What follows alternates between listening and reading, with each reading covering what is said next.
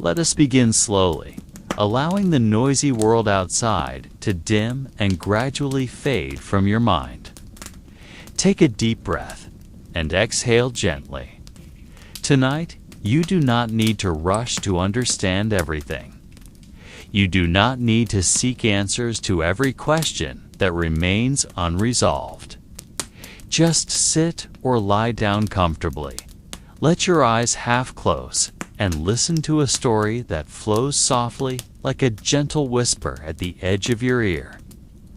A story about an ancient chalice that, in its silence, holds voices that should never have been heard. Behind cold stone walls, in the basement of an old monastery, there is a chalice that has never been used for drinking. This chalice is made of dark metal that appears ordinary to the untrained eye. But for those who have touched its surface, they know this chalice is not silent. It whispers. Not loudly, not clearly, but enough to make anyone who approaches feel as if their deepest secrets are being spoken back to them by an unfamiliar voice.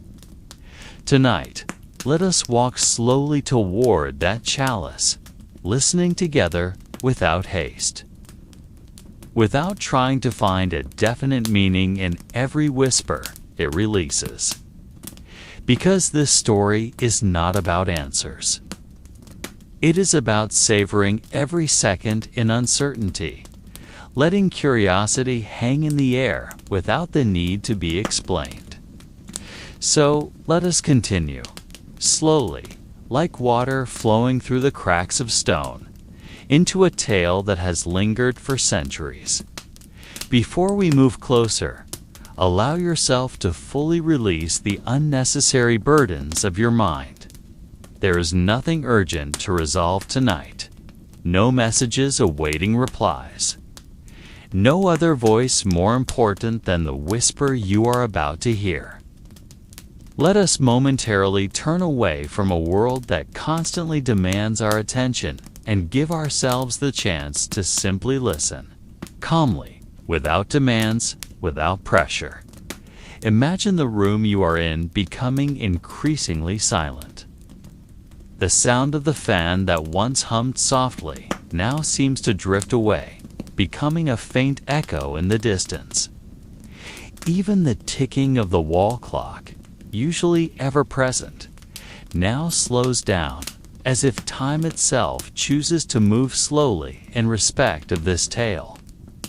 Your breath becomes the main rhythm tonight, accompanying each flowing word, guiding you deeper into a calm and gentle atmosphere. Before us, the chalice remains standing on the cold stone table.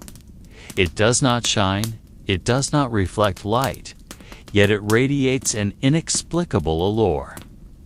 There is something in its presence that makes time seem to halt, as if everything in this room exists solely to accompany the chalice in its eternal silence. And within that silence, slowly, its first whisper begins to emerge. The whisper does not come from outside, but arises from within your own mind. It murmurs things you rarely admit. Not a shout, not an accusation, just a soft sigh that reminds you of the small secrets you keep tucked away in corners of your mind you seldom touch. And strangely, the voice does not judge. It merely exists, flowing between memories and feelings, allowing you to hear it without force. Tonight, we do not need to resist that whisper. No need to silence it. Let it flow, let it speak, and we shall be patient listeners. For the more we listen, the more we realize that those secrets are not frightening. They are merely parts of ourselves, waiting to be accepted peacefully, without judgment. Imagine we are walking backward through time, passing through layers of years that slowly peel away like old paint on the monastery walls. Step by step, we arrive in the year 1423 at a secluded monastery on the outskirts of the Bourgogne region, France. A place where dense fog often never truly leaves, even when the midday sun reaches its peak. This monastery is not a place known in grand historical records. Its name is rarely mentioned, as if the world intentionally forgot it. But for those living nearby, this place is known as La Voix Souterraine, the voice from underground. During that time, Europe was still shrouded in the lingering shadows of unending wars. And the fear of unseen things often dominated human hearts more than the fear of swords or arrows.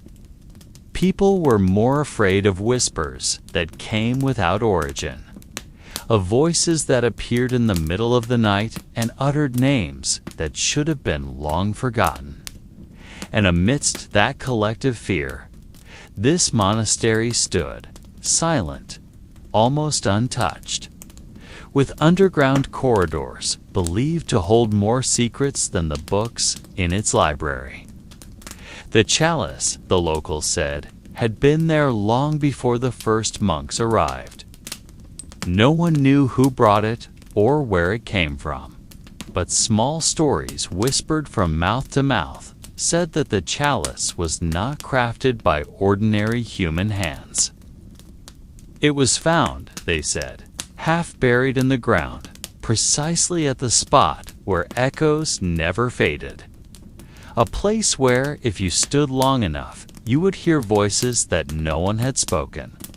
In that underground room, among the damp, moss-covered stones and the faint metallic scent, the chalice was placed atop a stone altar that had never been moved. The monks avoided touching it unless necessary, and even when they approached, they did so with cautious steps. As if every vibration in the air could awaken something older than their prayers. Yet, strangely, no one dared to dispose of it. No one thought of moving it elsewhere. Because there was an unspoken belief that this chalice could not simply be discarded, it chose its own place. And anyone who tried to defy its will would find their own secrets slowly, mercilessly revealed. In the year 1423, La Voix Souterraine Monastery housed 18 monks. They were people living by a very simple rhythm morning prayers, manuscript copying in the afternoon, and silent meditation at night. Yet beneath that surface calm, there was always a lingering tension. For every monk knew that in their life here, a day would come when they must confront the chalice. Not to drink from it, not to bless holy water, but simply to listen to it. And for some, that day came sooner than for others. For those who tried to ignore the chalice's presence, whispers often began to follow them into places that should have been safe to their sleeping quarters, to the quiet hallways, even into their own prayers. Voices murmuring things they did not wish to hear, reminding them of small sins they once considered trivial, or dark thoughts they believed had long been buried. The chalice, in its silence, was not a tool of torment. It did not rage. It did not threaten. It merely reflected back everything hidden in the gentlest yet inescapable way. And the more one tried to resist it, the deeper the chalice would dive into their mind.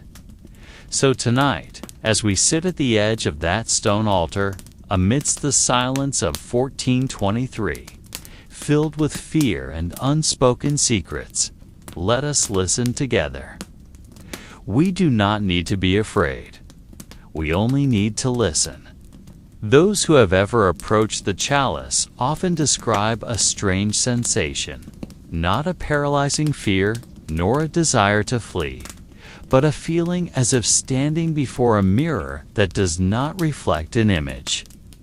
a realization that what they hear is not a voice from outside, but an echo bouncing from within themselves. The chalice, somehow, has the ability to capture the vibrations of thoughts we usually hide, framing them into whispers barely audible, yet enough to make one's chest feel tight. The monastery of Lavoic's South Rain was built atop a limestone cave with a history far older than any records held by the monks. Even before Christianity spread across Europe, this place was known as a spot where voices from the underworld were often heard. When the night reached its darkest point, no one knows whether it was merely a natural phenomenon or something beyond that. However, the chalice's presence seemed to reconnect those ancient, nearly forgotten tales, reviving voices that had long been dismissed as myths. Villagers around the monastery rarely dared to approach after sunset, not because of prohibitions from the monks, but because they believed that the voices from within the cave grew clearer as night fell.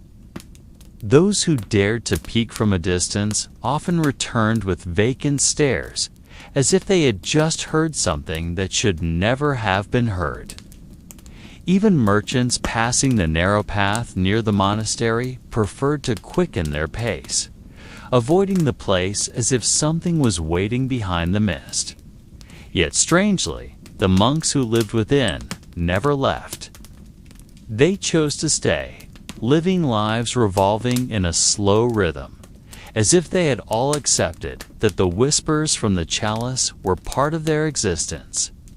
Some believe they stayed not out of religious duty alone, but because they themselves had become bound by the secrets the chalice kept. An unspoken pact, yet more binding than any vow.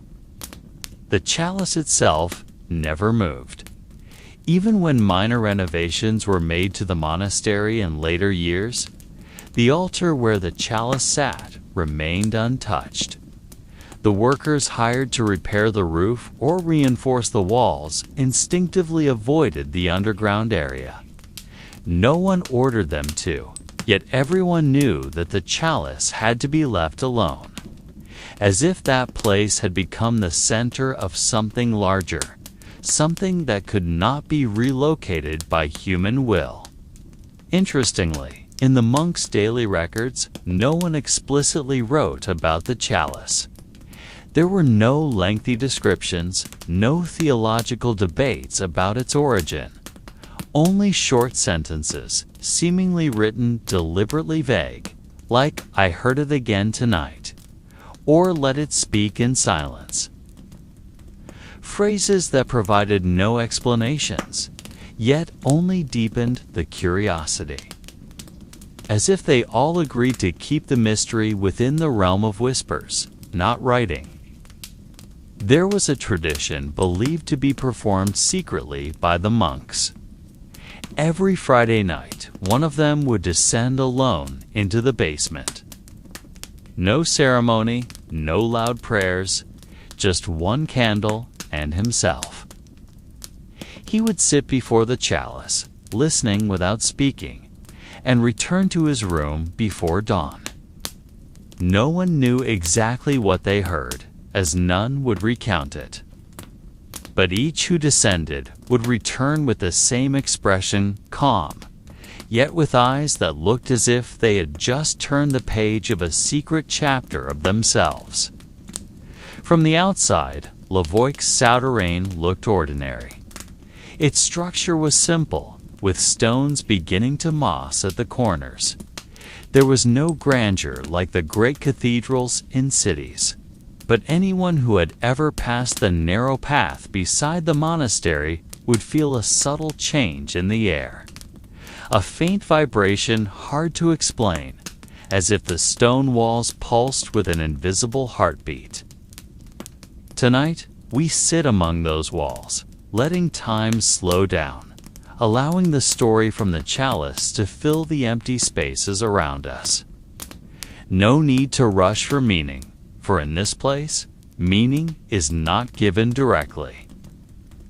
It comes slowly, like fog creeping in at dawn, wrapping everything with a thin blanket of uncertainty. Night at the monastery of Lavoix-Souterrain always felt longer than anywhere else. Hours that should pass quietly seemed to stretch, as if something in the air resisted the flow of time. The monks had grown accustomed to this rhythm. They no longer measured the night with numbers in an hourglass, but with the intensity of whispers echoing through the stone corridors. There were nights when the voice was merely a soft sigh, yet there were also nights when the whisper grew heavier, fuller, as if the walls were holding the breath of thousands of souls who never found their way out. The chalice, resting on the cold altar, remained in its silence. Yet for those who were sensitive, that silence was not emptiness. It was a complete presence, like the gaze of someone piercing through the walls of your mind. Not forcing, not commanding, just waiting until you are brave enough to approach. Not all monks had that courage. Some chose to keep their distance, restraining themselves from lingering too long in the basement. But there were also those who, unknowingly, began to long for the chalice's presence, finding excuses to descend and sit before it, as if they had become part of an unwritten ritual. In winter, when snow covered the monastery's roof and the air inside became so cold that your breath appeared like thin mist, the atmosphere around the chalice grew even denser.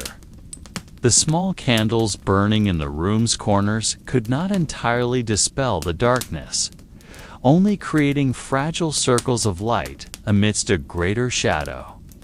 On such nights, the chalice's whispers sounded clearer, yet still incomprehensible. Not because its language was foreign, but because the chalice did not speak in words. It spoke in memories, in guilt, in subtle images that surfaced in your mind when you closed your eyes. The monks believed that the chalice did not choose who would hear it. It did not care whether someone was the abbot or merely a young novice. It spoke to anyone quiet enough to listen. And the quieter a person became, the deeper the chalice would whisper its stories. Some monks saw this as a spiritual trial, a way to cleanse the soul from unseen burdens. Yet, there were also those who secretly believed that the chalice was not a tool of purification, but a window into something darker, something not everyone could face. There was an incident always told in hushed tones, even after many years had passed, about a young monk named Matthew, who one night spent too long in the basement.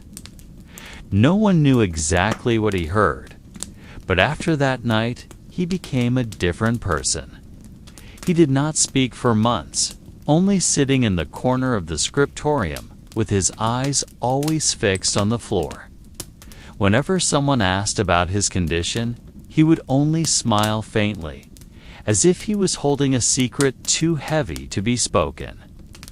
For the other monks, Matthew's change was not unusual. They did not seek explanations, did not try to force the story out of his mouth, because they all knew, even in silence, the chalice had given Matthew something that could not be shared with words, a truth that could only be accepted in silence. Meanwhile, the world outside the monastery continued to spin in its chaos. Wars, plagues, and power struggles came and went, yet Lavoix-Souterrain stood firm in undisturbed silence. Those who passed by the place, even just once, always carried back a sense that in this place, time had its own set of rules. as if the monastery was a small pocket in the world where seconds flowed with a rhythm that could not be dictated by bells or sundials. Tonight, beneath the shadows of ancient stones that had witnessed thousands of similar nights, we will allow ourselves to drift into that rhythm. No need to rush, no need to understand everything. For in this place, mystery is not a puzzle to be solved, but a song to be savored, even if its melody never ends. Days at the monastery of Lavoic-Souterrain were not filled with the bustling activities like those in grand monasteries near the cities. Here, everything moved slowly, as if time itself was asked to tread more carefully. The monks rose before dawn, not because of the chime of a great bell resonating throughout the building, but because of the gentle whispers from the stone corridors that subtly vibrated the air as if murmuring that a new day had arrived. No one spoke as they walked to the prayer room. Only the sound of footsteps echoed against the stone floors, filling the silence with a rhythm almost like a collective heartbeat. They began the day by sitting in a small circle in the old chapel, facing a simple wooden altar whose cracks told more stories than the prayers they uttered. Prayers in this place were not spoken aloud. There were no choirs filling the air with beautiful melodies. Instead, every prayer was said in silence, within each mind, as if they were conversing with something that understood silence better than sound. Their faces remained bowed, yet occasionally their eyes glanced toward the floor, toward the corridor leading to the underground, as if waiting for whispers that might arrive earlier than usual. After morning prayers, the monks' primary task was copying ancient manuscripts. They did not only copy scriptures, but also strange records of unclear origins. There were scrolls of parchment with unrecognized writings, geometric patterns with no definite meaning, yet they copied them with flawless precision. No one ever questioned where these manuscripts came from. They only knew that every Friday night, one scroll would appear on the stone table in the basement beside the chalice that never dried. And their duty was simply to copy it, even though they did not understand its contents. In the scriptorium, the atmosphere felt more like a meditation chamber than a workspace. There was no sound except the gentle scraping of quills against parchment. The faint scent of ink, mingled with the aroma of old wood, created a calming ambience, yet at the same time, there was a lingering unease, as if each letter they copied was part of a spell slowly awakening something. Each monk sat at a reasonable distance from one another, not because of rules, but by instinct. They sensed that some manuscripts had vibrations too strong, requiring space to keep their minds clear. Not all manuscripts had the same effect. Some felt ordinary, like copying tales from the past.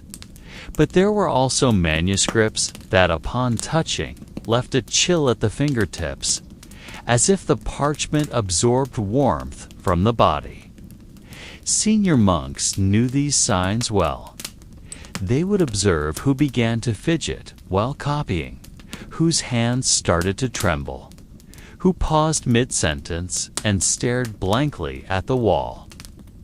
When that happened, one of them would approach, not to scold, but to gently touch the restless monk's shoulder, signaling them to stop and seek fresh air. However, not every monk had the courage to stop. Some chose to persist, trapped in a curiosity stronger than fear. They continued copying, letter by letter, until the writings felt like voices whispering directly into their minds. And for them, night would arrive sooner. Because when dusk came, they would feel a subtle pull from the underground corridor, as if the chalice itself was calling them to hear more. Apart from manuscript copying, another task was maintaining the basement corridor. No one cleaned the altar where the chalice sat, as the monastery held a belief that the altar cleansed itself. But the corridors leading there were still tended, not merely for cleanliness, but as a form of reverence. They swept with slow, deliberate movements, as if each dust particle they touched was part of a prayer. No one spoke while doing this. Even if two monks worked side by side, they would not greet each other, because every unnecessary sound was considered a disturbance to the balance of that space. Days passed in the same pattern. Yet, despite appearing monotonous, each day carried a different nuance. Sometimes the whispers in the corridor felt denser, as if more voices wished to emerge. Sometimes the scroll that appeared felt heavier, with more intricate writings, as if carrying a message that did not want to be read. And on certain nights, when the moon was completely hidden behind clouds, some monks reported hearing the chalice's voice more clearly, as if it was telling them about something they had long tried to forget. This was life at Lavoix-Souterrain, a routine that, from the outside, seemed tedious, yet within. Every second was a silent conversation between man and something older than time itself. There was another habit at Lavoix-Souterrain that was never officially recorded, yet became an unspoken part of the daily routine. Every midday, after the sun reached its highest point, the monks would take turns spending time alone in a small room called cellule de coute, the listening cell, located not far from the corridor leading to the basement. The room was narrow, just enough for one person to sit cross-legged on the stone floor, its walls rough and bare without any ornament. There were no books, no candles, only pure silence filling the space. The purpose of this ritual was simple, yet laden with hidden tension. Each monk would sit in silence for an hour, listening, not with their ears, but with an open mind. They referred to it as training to recognize sounds not from this world. For them, silence was not the absence of sound, but the backdrop where hidden whispers could surface. And the longer they endured that silence, the more attuned their senses became to subtle frequencies undetectable by ordinary people. For novice monks, sitting in the cellule de coute was often an unnerving experience. They would hear every beat of their own heart, feel the pulse throbbing in their ears, and in that silence, their minds would be flooded by inner voices usually drowned by the noise of the outside world. Some claimed to hear footsteps not coming from the corridor or breaths that felt too close, even though they knew no one else was there. Yet, over time, that tension would shift into a strange curiosity. They would begin seeking out those sounds, waiting for the next whisper to arrive, as if they had become part of a dialogue only audible to those patient enough. Senior monks rarely spoke of what they heard in that room. When asked, they would only reply with a faint smile, or sometimes with a short sentence like "the voice is still there." No one tried to define that voice. For them, to name it would be to limit it, and the mysteries of Lavoix-Souterrain could never be confined within words. The mystery flowed, constantly shifting, and could only be understood within the framework of indescribable feelings. There was a story often whispered quietly among the younger monks about a novice named Lucien. He was known as the one who most frequently begged for turns to enter the cellule d'écoute, even beyond the scheduled rotations. At first, the senior saw Lucien's enthusiasm as a form of commendable dedication. But after several months, they began to notice changes in him. His gaze grew increasingly vacant, and his lips sometimes moved as if uttering something, though no sound emerged. One afternoon, after his listening session, Lucien did not leave the room. He remained inside longer than the allotted time. When a senior monk unlocked the door, they found him sitting with his back to the entrance. His body rigid, yet his hands still making small movements as if writing in the air. No one knew what he was trying to write, but the expression on his face was not of fear. He seemed like someone who had just received a grand secret, but realized he had no means to share it with the world. After that incident, Lucien was placed in a quieter isolation room, far from the basement. Yet every night they would find him standing facing the wall, whispering incomprehensible sentences. No one forced him to stop. The monks at Lavoix-Souterrain understood that not everything heard could be forced back into silence. The ritual in the cellule d'écoute continues to this day. No one knows for sure whether the room was created as part of the monastery's teachings, or if it naturally emerged as a necessity of the place itself. Yet all the monks agreed that listening was part of their existence there. A process that not only sharpened sensitivity, but also taught them that within every silence there were layers of stories waiting to be discovered. Those who were fortunate might only hear a faint sigh or the echo of footsteps far down the corridor. But for those who endured long enough, the cellule d'écoute would reveal itself, playing tones not from the physical world. Tones more like old memories, or guilt lingering within those stone walls. And when the listening session ended, the monks would emerge not with answers, but with new questions, deeper than before. There is a corner in Lavoix-Souterrain that is rarely mentioned even by the monks themselves.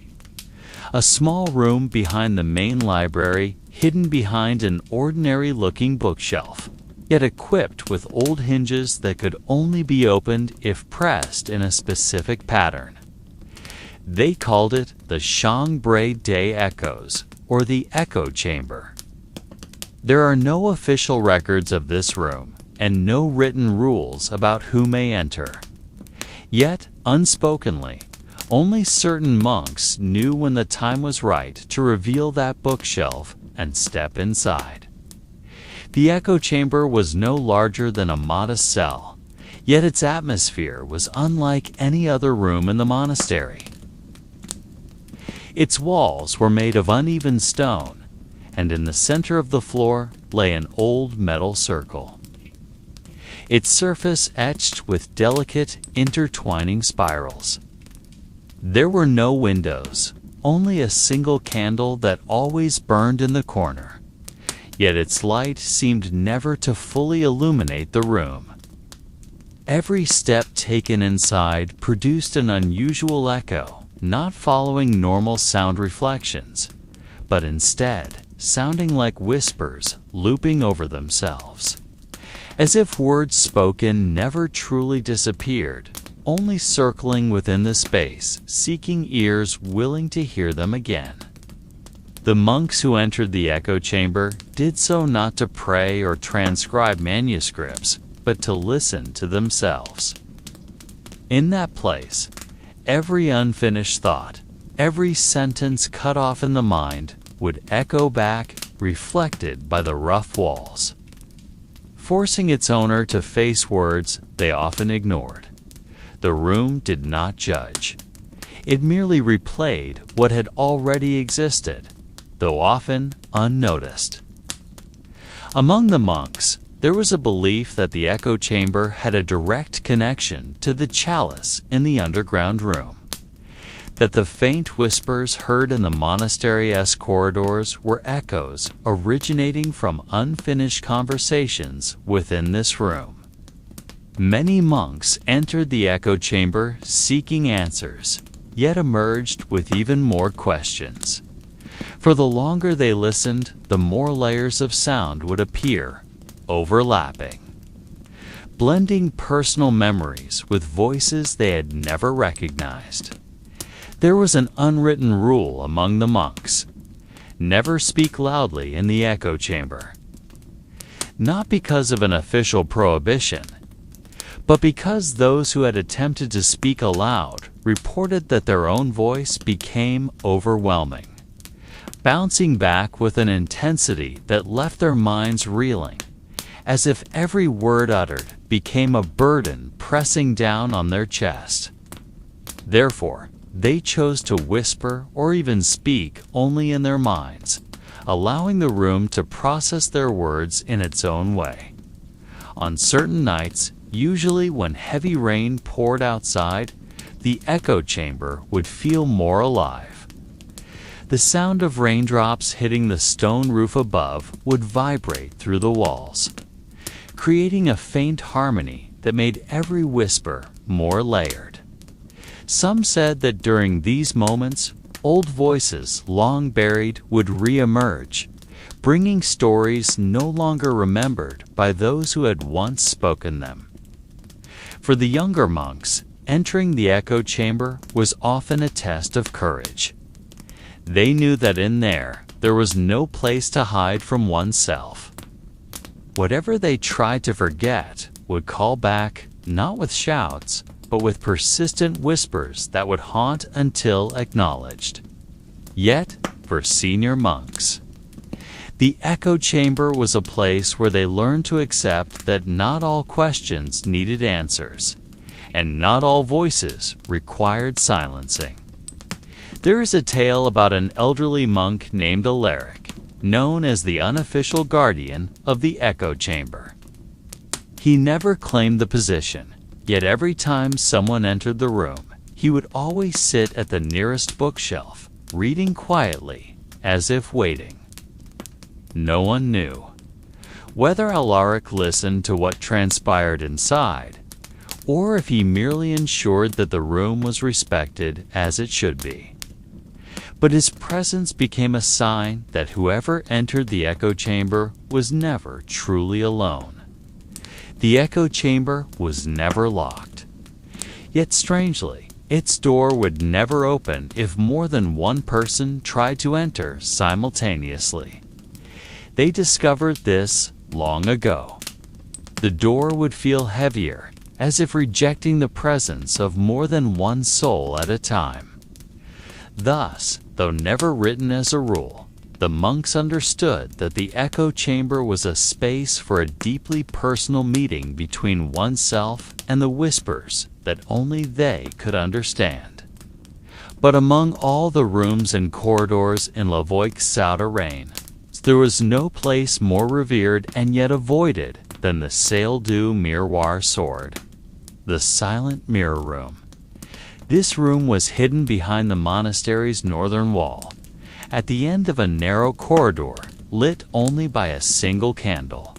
Not every monk had ever entered it.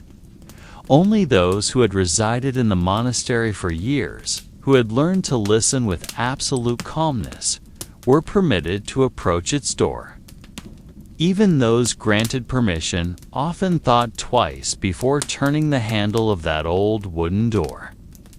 The mirror inside that room was no ordinary mirror. It did not reflect images like any other mirror known to man. Its surface was deep black, glossy, yet without any reflection. Standing before it was like gazing into an endless void, as if it were a thin crack leading into the emptiness beyond this world. Those who dared to stand before it knew that the mirror was not a tool to see one's face, but an instrument to hear something unspoken. The ritual in the silent mirror room was very simple. A monk would enter alone, sit on a small wooden stool placed directly in front of the mirror, and remain there for 1 hour. No prayers were recited, no mantras spoken. He would simply sit, gaze into the mirror, and listen. Not listening to sounds from the room, but 2 voices arising from within, reflected back by a mirror that never spoke with words, yet with a presence that reverberated through the soul. The monks believed that the mirror was not an inanimate object. It was regarded as a silent witness to all secrets never uttered. Within its black reflection, the mirror preserved echoes from the deepest thoughts of anyone who dared to stare too long. Thus, the 1 hour time limit was a boundary passed down through generations. No one knew what might happen if someone remained seated longer than that. No one dared to find out. There was a story about a monk named Matthew, known for his desire to challenge existing boundaries. One night, as the monastery was shrouded in heavy rain, he decided to stay in the silent mirror room after his allotted hour had passed. When another monk came to call him out, they found the door to the room could not be opened. It was not locked, yet something beyond it seemed to hold it shut. Only when the sun began to rise did the door open by itself. Matthew was found sitting on the stool, his body stiff, yet his eyes wide open, staring straight into the black mirror. No one knew what he had seen or heard. He never spoke again after that night. Though Matthew's tale served as a warning, the monks never closed the silent mirror room. They understood that the place was not a curse, but a test. A place where one could hear oneself without illusions, without external noise interfering. For those who were brave and ready, the mirror became an unspoken teacher, revealing that every whisper in the heart has origins deeper than they realized. However, not everyone who sat before the mirror returned with tranquility. Some monks emerged pale-faced, as if they had just witnessed something they could not explain. They needed not to speak. The look in their eyes was enough to indicate that the mirror had played something beyond mere echoes of thought. No one questioned them. No one forced them to share. Because at Lavoic's souterrain, they knew there were secrets meant to be heard by a single soul and not to be shared. Outside the silent mirror room, life in the monastery proceeded as usual. Yet every time someone exited that room, the atmosphere around them would shift slightly. Footsteps became softer. Conversations that were already quiet fell into deeper silence. As if the mirror not only reflected sounds from within, but also left its vibrations lingering in the air, affecting anyone who passed by the nearby corridor. The mirror itself, according to the oldest monks, had existed in the monastery long before the first building was erected. Legend said that the monastery was built upon the ruins of an ancient place of worship, and the mirror was the only artifact that remained from that time. No one knew who created it or for what purpose. But one belief was held by all inhabitants of Lavoic's souterrain. The mirror would remain there, listening for as long as there were souls brave enough to seek truth within profound silence.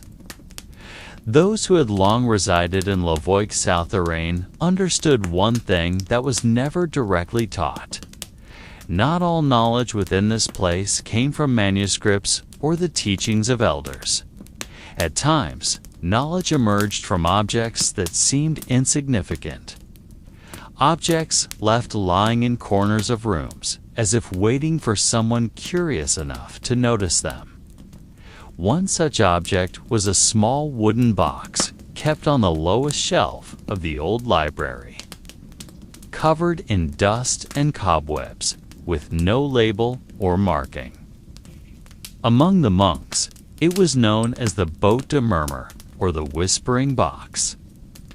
The wooden box bore no carvings, no metal embellishments or jewels, merely a plain, square box of old wood. Its color faded to a dull gray. There was no lock or latch securing its lid, yet strangely, no one ever attempted to open it directly. The monks believed that the box required no touch to reveal its contents. It spoke in its own manner, in frequencies so low, nearly inaudible, as if only certain individuals could catch its subtle vibrations. The ritual surrounding the Botte de Murmur was simple and never formally organized. Every night, after evening prayers were completed and the monastery had sunk into silence, a monk would walk to the library and sit before the shelf where the box rested. He would not touch it, merely sit with his head slightly bowed, allowing himself to listen. Not everyone could hear the whispers on their first night.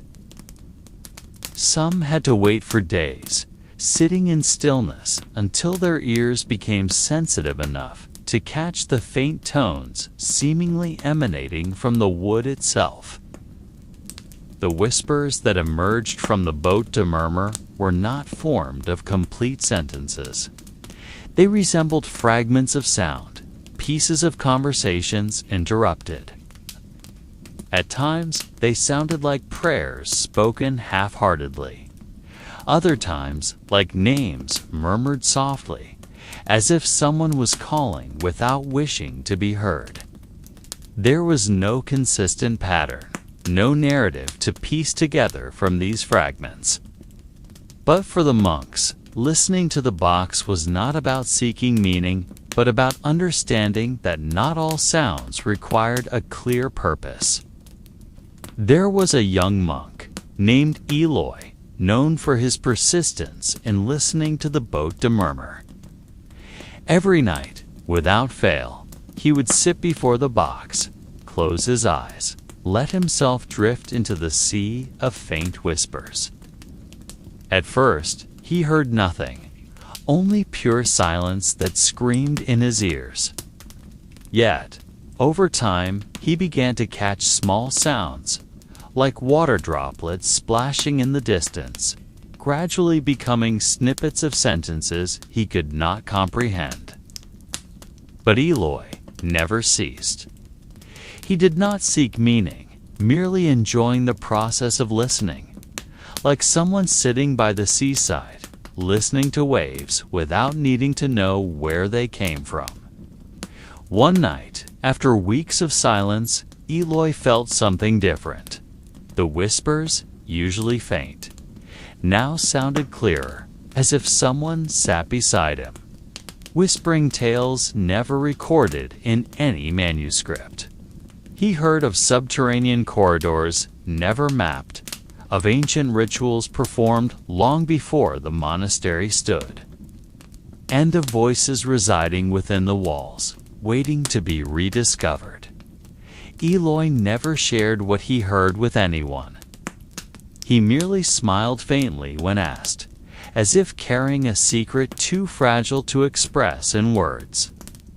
Other monks began to realize that the Botte de Murmur was not merely an inanimate object. There was a connection formed between its listeners and the whispers within. Not everyone heard the same things. Each monk who sat before it would receive different fragments of stories, as if the box reflected their own hearts, transforming them into faint but persistent echoes. No one knew who first brought the box to the monastery. There were no records, no written history. Yet legend among the monks suggested that the botte de murmure had once been part of a small altar in a chapel that sank underground, buried by earth and stone since the 10th century. The box survived, but those who tried to remove it from the monastery always returned, either in their own way or in forms no longer recognizable. Thus, despite its plain appearance, the small wooden box was quietly revered. No one dared to move it.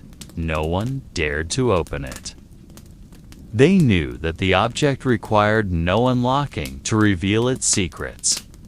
It was enough to let it remain in its place, continuing to whisper, continuing to teach that sometimes true knowledge is not about what is spoken aloud, but about what can only be heard in silence.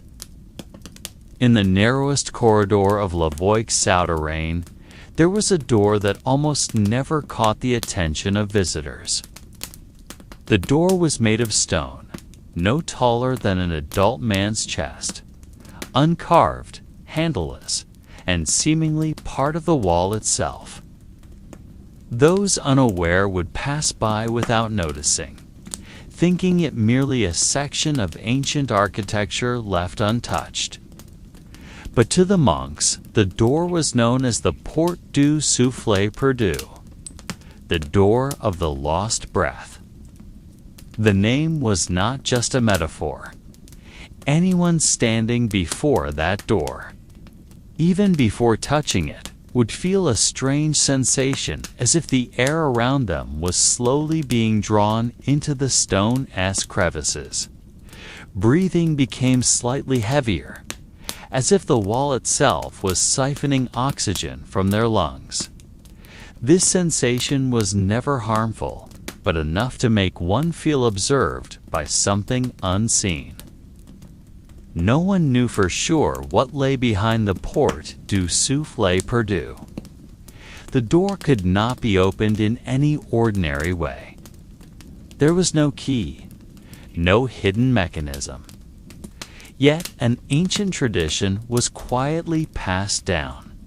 On every new moon night, a randomly chosen monk would be asked to stand before the door, recite a silent prayer, and press his ear against the stone surface. There was no official ceremony, no recorded explanation as to why this ritual was performed. Only a quiet belief that the door in the dead of a moonless night would whisper something to those patient enough to listen. Lucien was one of the monks frequently chosen for this ritual. Not for any particular reason, yet somehow his name always surfaced in the simple drawing lots. He never refused, never questioned why, merely accepted his task with calmness. Every new moon night, Lucien would walk down the dark corridor, stand before the stone door, and gently press his ear against its surface. What he heard was never the same. Sometimes it was merely a faint rumble, like the sound of wind lost in narrow cracks. Yet, there were certain nights when he heard more than just nature's whispers. There were nights when the sound resembled rhythmic sighs, as if someone was breathing heavily behind the wall. He had also heard a slow but certain beating, like a heart pulsing deep within the stone. Lucien never detailed these sounds to the other monks, not because he hid anything, but because he knew that everyone standing before that door would hear something different. The door, somehow, reflected silence into an echo tailored to its listener. Those who came with restless hearts would hear unsettling noises. Those who approached with calmness would hear whispers that soothed, as if the stone became a mirror for each person's inner voice. Yet, there was one night Lucien would never forget. The night when, for the first time, the door did not merely reflect sound, but returned words. He heard his own name, spoken in a cold, firm voice. Nothing else, just his name, repeated slowly, yet clearly, as if someone behind the stone was calling him. Lucien stepped back, his breath caught, but the door remained still, unmoving, unchanged. The following day, Lucien spoke to no one about the incident. But the next night, without being asked, he returned to that corridor, stood before the Porte du Souffle Perdu, and this time he did not press his ear. He simply stood there, closed his eyes, and listened with his entire being. He realized that the door needed no physical contact to communicate. Sometimes the silence filling the space between them was enough to deliver a message deeper than mere sound. The monks believed the Porte du Souffle Perdu was a remnant of a structure older than the monastery itself. They referred to it as a gate not yet meant to be opened, a door sealing something better left hidden not because of its danger, but because no one was truly ready to comprehend it. There was a belief that every whisper emerging from that door was a gentle warning, a sign that not all secrets should be unearthed, not all voices translated. Nevertheless, no one forbade anyone from standing before that door. It remained there, waiting like a patient riddle. No one knew if someday someone would be able to open it, or if it was ever meant to open at all. What was clear in La Voix-Souterrain was that the door's presence served as a reminder that true mystery was not about answers, but about the courage to listen, even knowing that one might never fully understand what is being heard.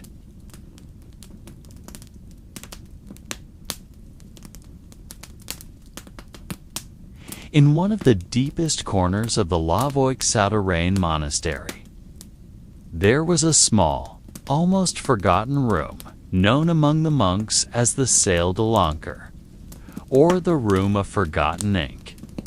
There were no official records regarding the function of this room, and no one openly claimed to be in charge of its upkeep.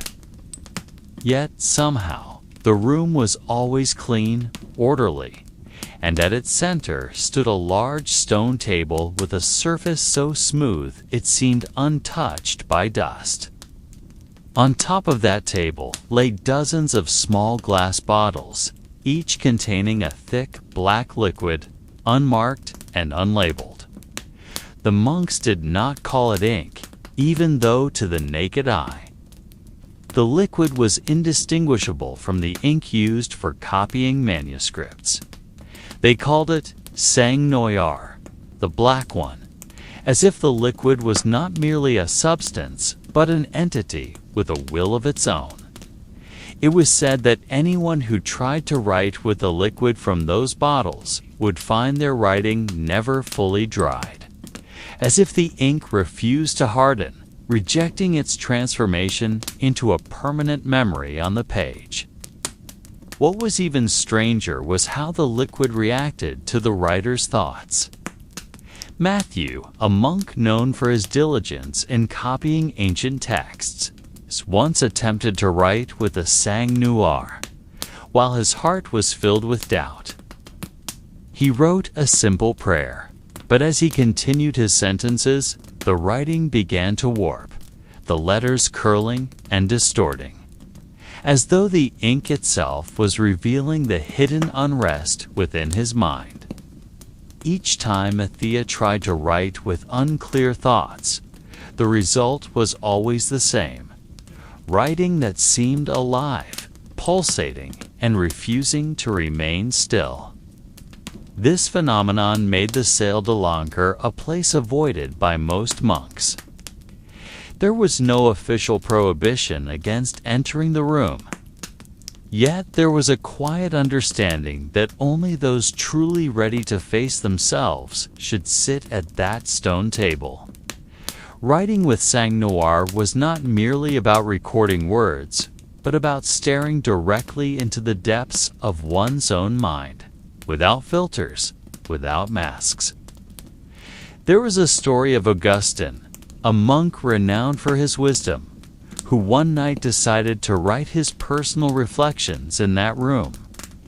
He brought a blank parchment, opened one of the small glass bottles, and dipped the tip of his wooden pen into the thick, viscous black liquid. As he began to write, his first words appeared clearly and boldly, but gradually the ink on the parchment started forming strange patterns.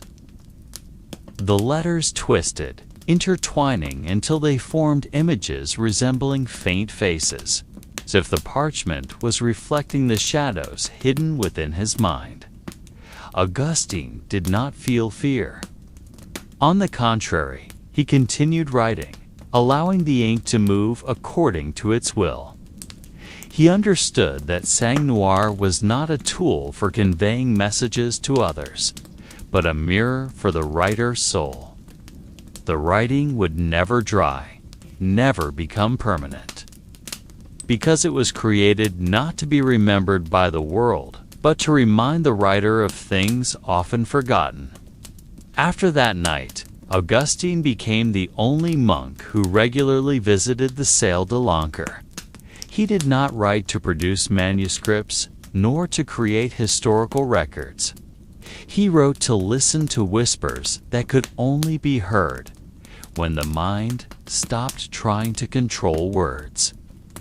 Every sheet of parchment he produced would always return to being blank after a few hours, as if the ink decided that the secrets written upon it should be known only to its writer, and after that, be forgotten back into silence. This made sang noir one of the greatest mysteries in Lavoic's Souterrain. No one knew where the liquid originated. There were no records of who first brought it into that room. Some believed that sang noir was a remnant of ancient rituals once performed by a group of monks who chose silence beneath the earth, distancing themselves from the world above and allowing their minds to be written in forms that were never meant to be completed. Others believed the liquid was not ink in the usual sense, but fragments of something older, deeper, which could only speak through the hands of those brave enough to listen. The small room remained quiet, lit only by the dim glow of candles that rarely extinguished. There were no ceremonies, no supervision. The Salle de l'Ancre simply existed, waiting for anyone ready to face themselves in non-judgmental silence.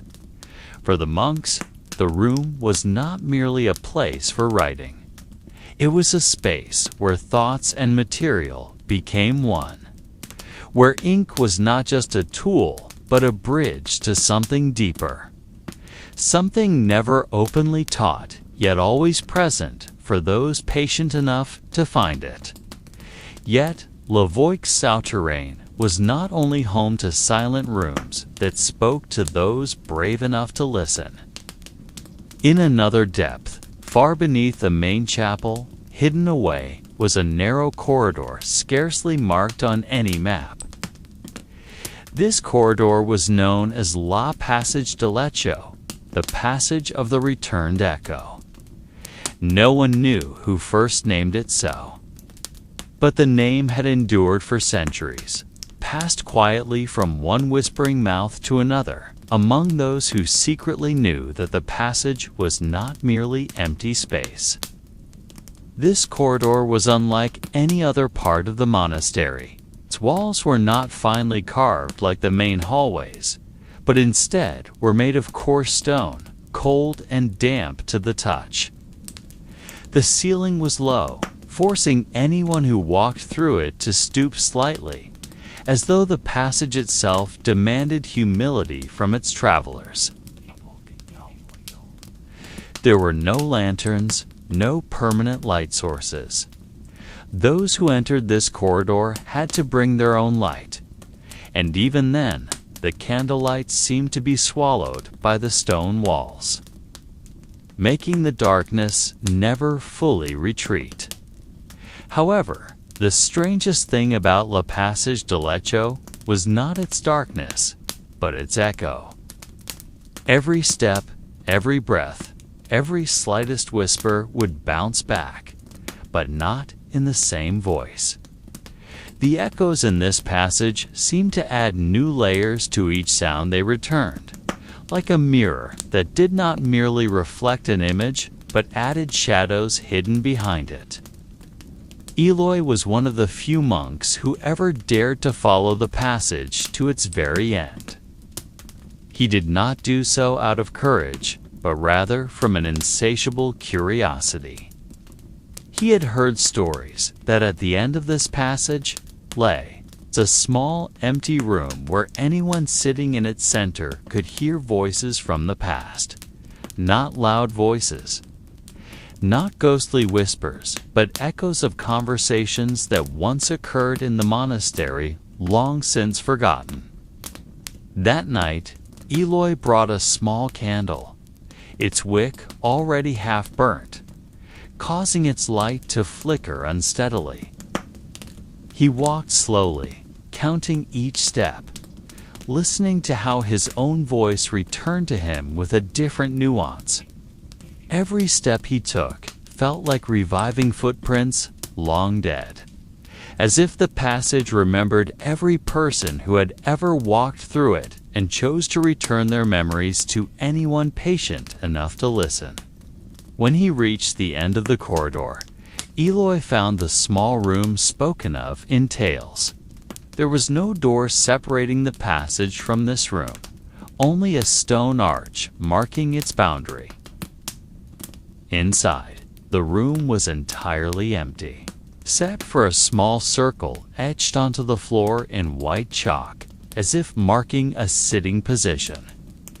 Eloy stepped inside, extinguished his candle, and sat precisely within the circle.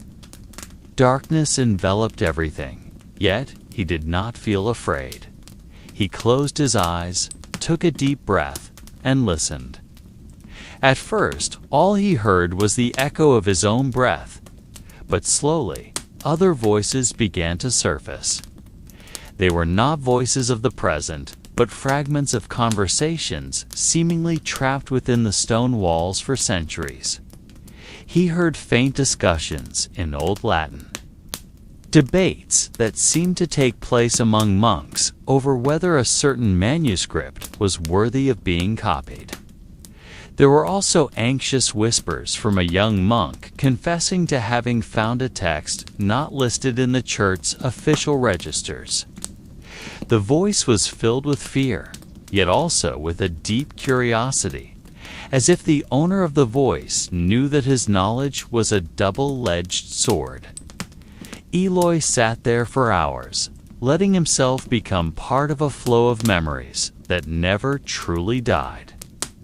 He realized that Le Passage de l'Echo was not just an empty corridor, but a vessel, a river carrying echoes of the past to the ears of those patient enough to become its listeners. These voices could not be summoned forcefully. They came and went as they pleased, leaving behind tiny fragments that, though incomplete, were enough to suggest that history never truly vanished. It simply hid behind layers of silence. When Eloy finally stood up, his body felt light, but his mind was filled with shadows of conversations he had never heard before. He carried no notes, no physical evidence of what he had heard. Yet, he knew that every echo he had listened to had left an imprint within him, and understanding that in la voix souterrain, the past and present were not separated by time, but only by the courage to listen. Among the monks serving at La Voix Souterrain, there was a manuscript copyist known by the name Lucien. He did not stand out for his authority or wisdom, yet his diligence in his work earned him silent respect. Lucien had a habit rarely shared by other monks. He always chose to work in the most secluded scriptorium, a narrow room, illuminated only by a small window in the ceiling, just enough to allow a thin beam of light to pierce through the floating dust in the air. The room was avoided by most monks because of its peculiar acoustics, where the sound of a pen-scraping parchment seemed to be whispered back into the scribe's ear with a different tone. Lucien favored this room for a particular reason. He felt that every time he copied a text there, the writing he produced felt more alive, as if the words written were not merely from his hand, but from the room itself. He believed that the room, which was never officially named, was a place where words found their own way into the world, and his duty was merely to act as an intermediary. Yet there was something deeper than mere attraction. Lucien realized that each night after he finished his work and left the room, the manuscripts he had copied always appeared slightly different when he returned the next day. Letters he distinctly remembered inscribing neatly would subtly shift position. Occasionally, certain phrases would rearrange themselves, forming new sentences which, though grammatically correct, bore a meaning different from the original text. At first, Lucien thought this was merely his tired eyes playing tricks, or perhaps shadows created by the light filtering through the small overhead window. But the more frequently this happened, the more he began to sense that these changes were not illusions, but a deliberate process, as if the room itself was editing the texts he had written with a purpose he would never understand. Lucien began conducting quiet experiments. He copied very simple prayers, short sentences that left no room for ambiguity. Yet every morning, those prayers would change. Words initially filled with hope would transform into phrases of a darker nature, as if the room added layers of despair that had never been present in the original text. A prayer for protection might shift into a plea for escape. An expression of gratitude might morph into a lament laced with doubt. Lucien spoke of this to no one. He knew that within La Voix Souterrain there was a delicate boundary between curiosity and arrogance, and anyone who spoke too openly about matters best left in silence would soon find themselves reassigned to quieter, more menial tasks. Thus, he chose silence, memorizing the changes, continuing his work as though nothing peculiar was happening. One night, after finishing a manuscript about the lives of martyrs, Lucien decided to remain in the room, hiding in its darkest corner. Hoping to witness firsthand how the alterations to his writings occurred, he extinguished his lamp, letting the darkness envelop him, leaving only the faint glow from the small ceiling window, which gradually faded as night deepened. He waited in silence, listening to the subtle sounds usually hidden beneath the din of daily activity. The whisper of wind creeping through stone crevices, the faint ticking of nocturnal insects, and amidst it all, the faintest sound, a soft whisper coming from the direction of the table where his manuscripts lay open. The whisper was not loud, yet clear enough to convince Lucien that he was not hallucinating.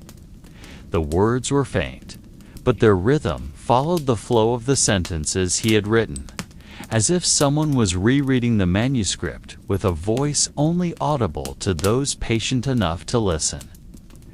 Lucien did not move. He allowed himself to become part of that silence, merging with the shadows that danced gently on the walls. And at that moment, he saw it. A small but undeniable change. The ink on the parchment, previously dry, now glistened slightly, as if remoistened by an unseen hand. The letter shifted slowly, not with sudden jerks, but with a grace, almost like a dance, forming new sentences filled with meanings he had never intended. That night, Lucien understood that the scriptorium where he worked was not merely a physical space, but a kind of bridge between human thoughts and something older, something alive within words, choosing to convey its message in a way only comprehensible to those patient enough not to force understanding. The room was not a place for perfect copying, but a space where words found their true form, regardless of the writer's intent. From that night onward, Lucy no longer attempted to write with perfection.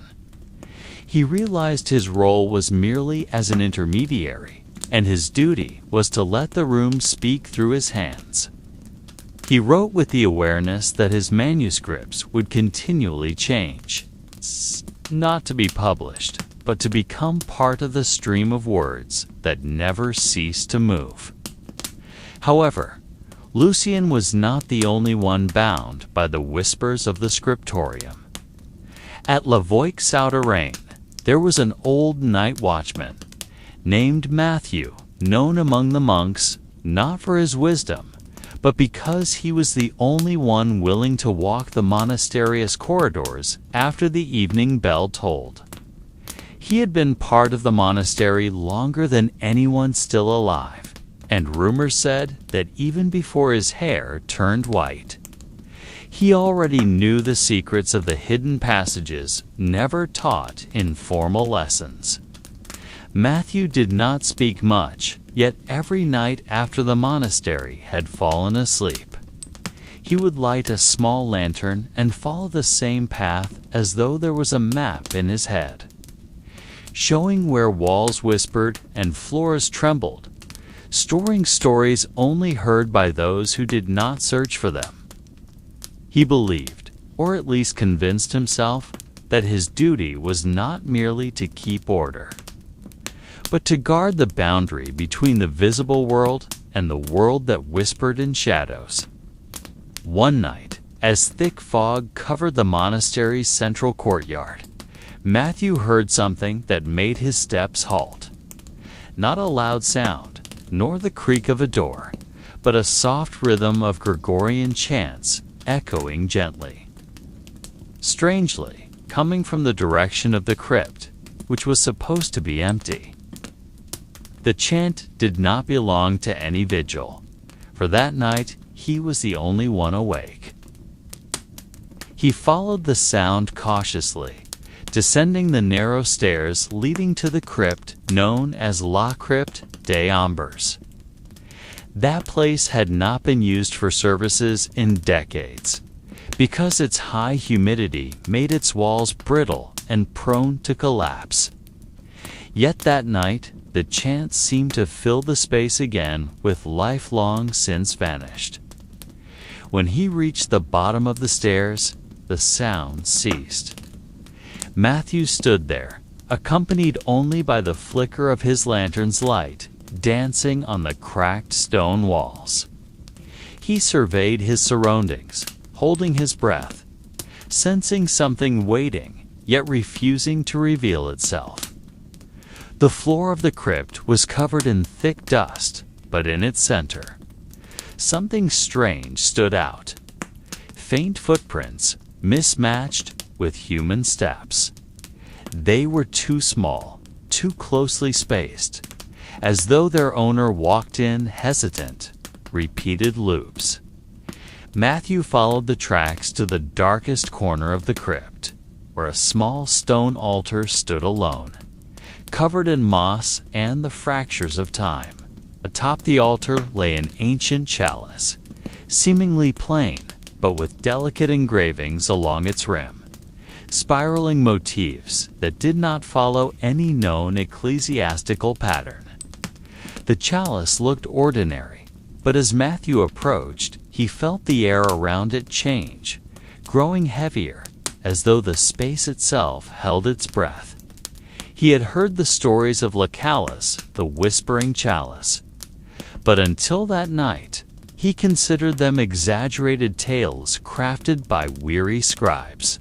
Yet now, mere inches away, he could hear an undeniable sound, a soft whisper, rhythmic, as if the chalice was reading his own thoughts and repeating them back in a clearer, more painful form.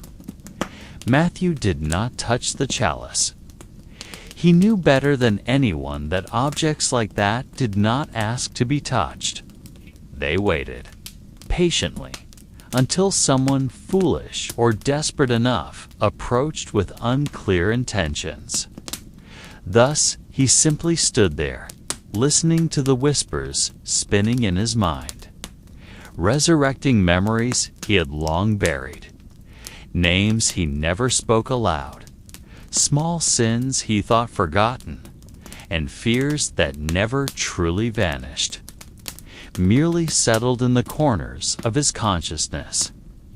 In the suffocating silence, Matthew realized something unsettling. The whispers were not merely repeating secrets he already knew, but began mentioning things he had never recognized. Fragments of faint thoughts, questions he had yet to ask himself, and answers that sent shivers down his spine. He did not know whether the chalice was reading his past or crafting his future. When he finally retreated from the crypt, the small lantern in his hand nearly extinguished. His steps felt heavier than usual. He carried those voices with him, no longer trapped within the crypt, but now following every heartbeat, whispering between his breaths. He knew that from that night onwards, La Voix Souterrain had given him a new burden. The awareness that behind every silence, something waits. Not with menace, but with unstoppable patience. Matthew never returned to that crypt. However, every night, as he wandered the monastery's corridors, he always felt that the chalice's whispers still followed him, not in the form of sound, but in the rhythm of his own footsteps. The next morning, as the sunlight crept through the murky stained glass, Lucien returned to the scriptorium with slow steps. He felt, inexplicably, that something had changed in the monastery the previous night. Nothing appeared different to the eye, yet the air in the corridors seemed heavier, as if the stone walls now harbored something new, something that should never have been awakened. When he opened the scriptorium door, the familiar scent of old parchment and melted wax greeted him. But amidst that, there was another faint scent, metallic, like blood dried on stone. On his desk, the manuscript he had copied yesterday lay open. However, the page he had left with rows of ordinary prayers had changed. The writings had shifted, not in a way one could witness directly, but the end result was undeniable. Simple words like protection and forgiveness had been replaced by phrases far heavier. Mentioning names Lucien did not recognize, names never taught in liturgy. He approached, and as his fingers touched the edge of the parchment, he felt a subtle vibration, as though the page was pulsing, alive and breathing.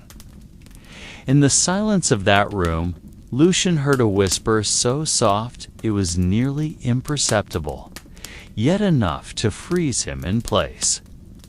The voice did not come from outside, not from the corridors, but from within the manuscript itself. It was not a calling whisper, but a repeating one, repeating words never yet written. Lucien took a deep breath, trying to dispel the unease crawling up his neck. He knew, in this monastery, when something begins speaking to you from where it should remain silent, the best choice is to listen, not to question. So he sat down, opened his ink, and began to write again. He no longer concerned himself with whether his writing would change by tomorrow. He simply wrote what he heard, without judgment, without refusal. The longer he wrote, the more he felt the sentences appearing before his eyes did not belong to him. He was merely a hand, a pen, a channel through which words from an unknown place flowed. Sometimes those sentences were beautiful, poetic, describing things he had never seen, like forests whose leaves glowed at night or rivers whose waters whispered in human tongue. But at other times, the words brought far darker tales of wells that never dried. Because something beneath was breathing, or rooms without doors that were always found filled with names of the missing. Lucien wrote without stopping, unaware of how time slipped past him. The midday bell rang, yet he did not rise. He continued writing, surrounded by a heavy silence. He did not know how long he had been sitting there when finally the scriptorium door creaked open and the silhouette of Matthew appeared in the doorway. Matthew spoke no word. He simply stood, staring at Lucien with a gaze so deep it seemed to pierce through Lucien's hidden thoughts. Then, with slow steps, he approached and placed something on the table. A scroll of parchment that looked far older than any used in the monastery. The parchment was different. Its color was not the yellow of aged paper, but a dark gray with a rough yet supple texture. Like leather preserved through means never taught in any scriptorium. On its surface were symbols Lucien did not recognize. Neither Latin nor Greek, but strange curves resembling streams of water frozen into script. Matthew simply said, "Continue." No explanation, no instruction. The word floated in the air like a command that required no reason. Lucien gazed at the scroll, and without realizing it, his hands were already unrolling it. As the end of the scroll fully unraveled, the faint metallic scent filled the room again. Stronger this time, making Lucien feel as though he were drowning in a sea of molten iron. But he did not stop. He knew that in Lavoic's Souterrain, when something is handed to you without question, the only choice is to accept it. And in that moment, new sentences began to flood his mind. No longer in faint whispers, but as a torrent, unstoppable and relentless. He wrote and wrote, letting himself be carried away by a rhythm that was not his own. He realized that what he was copying was not mere words, but a kind of prayer never intended for God, but for something older, deeper, and infinitely patient. Outside, the day dimmed, yet Lucien did not notice. He wrote until his fingers stiffened, until the ink in the bottle seemed to flow on its own to the tip of his quill, as though it no longer required his hand to move. The words formed patterns that made no sense when read plainly, but when listened to carefully. They whispered a rhythm that seemed to have existed long before mankind invented alphabets. As night fell and the entire monastery drowned in sleep, Lucien still sat there, surrounded by sheets of parchment alive, moving slowly under the candlelight, as if they were breathing in unison. On the third night, when the monastery had sunk deep into silence and the candles were lit only by the night watchman, something different happened in the scriptorium. Lucien, you had grown accustomed over the past 2 nights to the flow of foreign words passing through his fingers. Now realized that tonight was not merely about listening. This time, something was waiting for an answer. He felt it in the slower pulse of ink, in the whisper that seemed to hold its breath, awaiting a response from him. When he dipped his quill into the ink bottle, the first drop that fell onto the parchment did not spread as usual. It formed a small, intact circle, as if the paper rejected it, holding the liquid on its surface without allowing it to seep in. Lucien stared at that dot of ink for a moment, and within its silence, he heard something so faint yet so clear. A question, not in words, but through presence, through the pressure of air around him, through an unseen gaze, waiting for his reply. He did not know how to respond. There was no prayer taught in the monastery for speaking with thinking inanimate objects. Thus, carefully, he began to write, but not with the usual copied texts. He wrote his own thoughts, questions he had long kept silent. Why were the names in the manuscript unknown to anyone? Why did the whispers know things even he had forgotten? And most importantly, what did they want from him? The longer he wrote, the more he felt that something was responding. Not with a voice, but with the rhythm of vibrations at his pen's tip. Every time he wrote a question, his hand's movement became lighter, as if the parchment surface guided him, delivering answers through touch. Yet those answers were never complete. They came in fragments, in shadowy pieces that could only be understood if he dared to imagine the rest himself. Amidst that process, Lucien began noticing small changes in the scriptorium. The stone walls, usually cold and damp, now felt warm to his touch, as if the walls themselves were listening or even thinking. The wooden desk where he worked seemed heavier, denser, as though the words he wrote had soaked into its fibers and refused to leave. Even the candlelight in the room's corner flickered with a rhythm different from the wind's breath, instead mirroring the beat of Lucien's own heart. At one point, Lucien stopped writing and simply gazed at the scrolls lying on the shelves. He felt that these scrolls were no longer mere archives, but sleeping entities waiting to be awakened. He wondered how many of them held stories that should never be read. How many were waiting for someone reckless enough to open them? Without realizing it, his steps carried him to the darkest corner of the scriptorium, where old, unused scrolls were stored. He selected one at random, or perhaps not entirely random, for his fingers felt as though guided by something beyond his understanding. The scroll was wrapped in black thread, unlike the others, and when he unwrapped it, the air around him shifted, becoming denser, heavier, as if the room itself held its breath.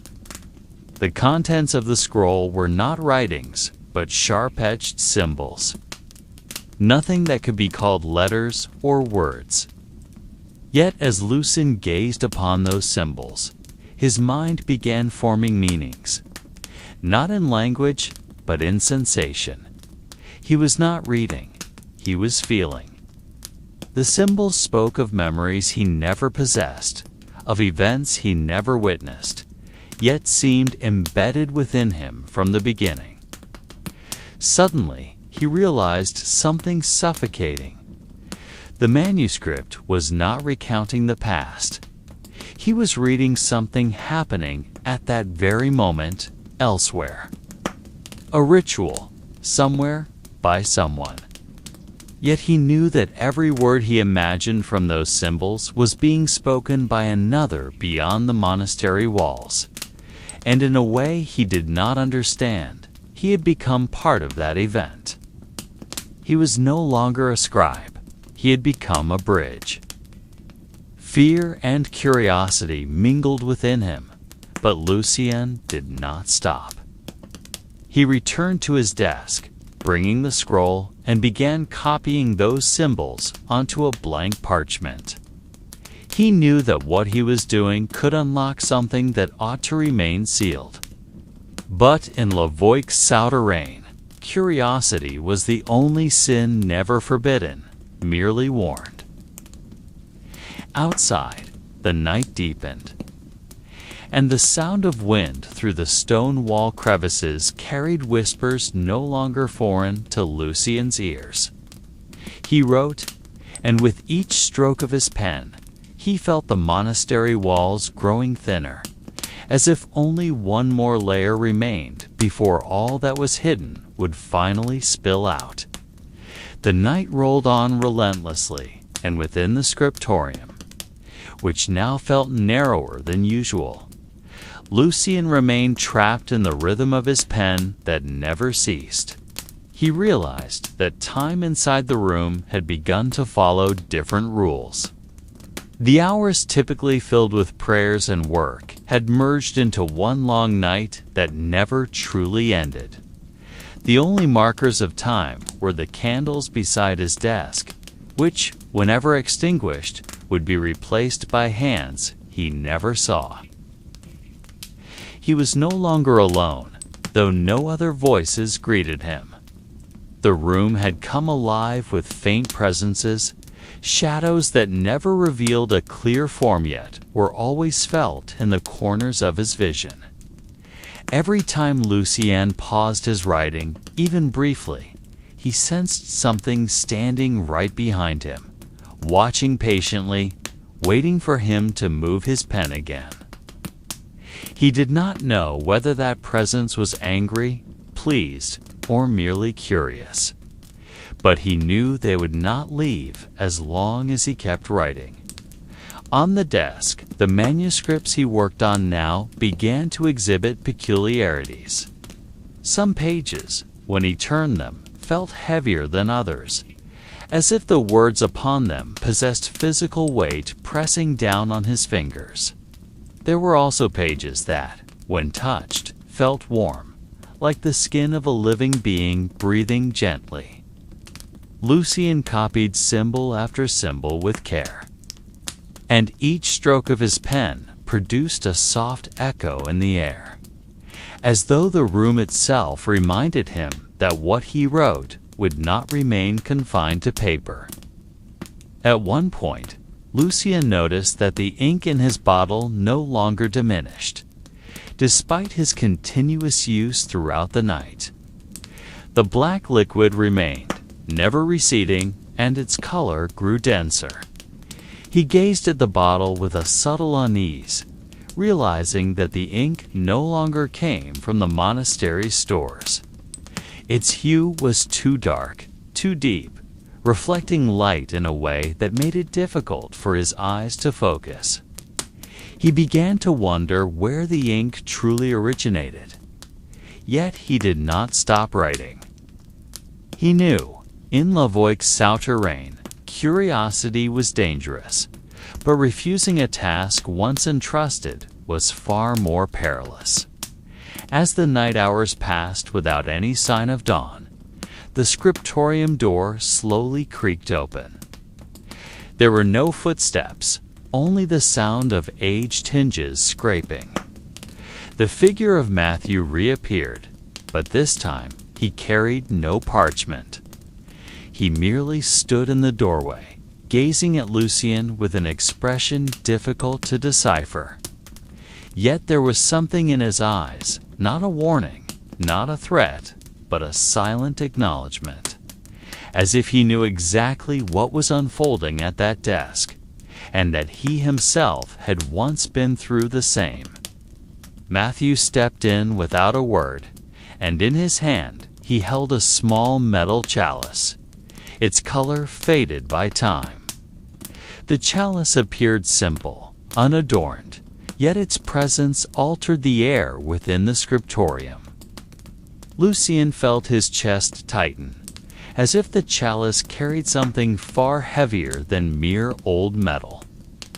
Matthew placed the chalice on the desk, right beside the ink bottle, and for a moment, the atmosphere became so silent that Lucien's heartbeat sounded like the toll of a bell. "Continue," Matthew said softly, and without waiting for a reply, he left, leaving Lucien with the chalice. Lucien stared at the chalice. He knew, from stories whispered among the elder brothers, that the object was called Calicem Sibyllaire, the Whispering Chalice. No one knew who had first brought it to the monastery. But legend held that the chalice could reveal a person's darkest secrets merely through touch. Not because it knew everything, but because it could draw out what was most deeply buried in the human mind, making it a voice that could no longer be ignored. With trembling hands, Lucien touched the rim of the chalice, and as the stories foretold, he heard a whisper. Not an alien voice, not a creature from beyond, but his own voice, uttering words he had never dared to speak aloud. Small confessions, fears long buried, and doubts he hadn't realized he harbored. The chalice did not judge. It merely reflected, and amidst those whispers, Lucien felt something strange. Relief. He returned to his writing, but this time, the words flowing onto the parchment no longer came from faint whispers or foreign symbols. These words were his own, yet in a new form, as if the chalice had dismantled his thoughts and reassembled them in a structure more honest, more bare. Each letter he wrote felt like opening a wound, but also cleansing it. He realized that perhaps this was the true purpose of Lavoic's Souterrain, not merely to guard the world's secrets, but to force each brother to confront their own. And as the pen danced across the parchment, Lucien began to understand something that had always been obscure. The manuscripts in this monastery were never truly written for others to read. They were mirrors. Mirrors that did not reflect faces, but the contents of the soul. Time continued to pass, or at least that was what Lucien wished to believe. Though within the scriptorium, the concept of time had transformed into something more fluid and undefined. There were no bell tolls marking the hours, no dawn light snaking through the narrow windows. All that remained was the flow of words, the inexhaustible ink, and the chalice that now whispered more frequently, even when Lucien did not touch it. These whispers no longer revealed just his own secrets, but began to evoke memories and confessions that felt foreign, as if he were listening to the testimonies of people he had never known. On the fifth night, he began to notice that the scriptorium had physically changed. The wooden shelves, once neatly arranged, now appeared taller, denser, like an ancient forest closing in around him. Each gap between scrolls seemed darker, deeper, as if they concealed narrow passageways leading elsewhere. Lucien had never seen the room this way before, yet he could not recall when the transformation had begun. Everything felt so natural, so gradual, that he only realized it when he found himself in the midst of it. The pen in his hand felt lighter, as though he no longer wrote by his own effort. There was a subtle pull guiding his fingers, leading the flow of ink in patterns he did not always comprehend. But that felt right. Each letter, each symbol, was not merely writing, but a kind of current that needed release to keep the room at peace. Lucien began to understand that he was no longer just a scribe or writer. He had become a conduit, and across that conduit, something was waiting. At that moment, the scriptorium door opened again, but this time it was not Matthew who entered. The figure who stepped in was an elderly brother whom Lucien vaguely recalled as the keeper of the lower crypts. His name was never spoken aloud, but he was known as Aloys, rarely seen in the monastery. His presence was always associated with tasks more secretive than those performed by the other brothers. Aloys said nothing as he approached Lucien's desk. He simply placed a small wooden box upon the table, then retreated and vanished into the shadows. The box was simple, unadorned, yet its presence radiated an aura that made Lucien's skin crawl. He opened the box slowly, and within lay a small black cloth wrapping something inside.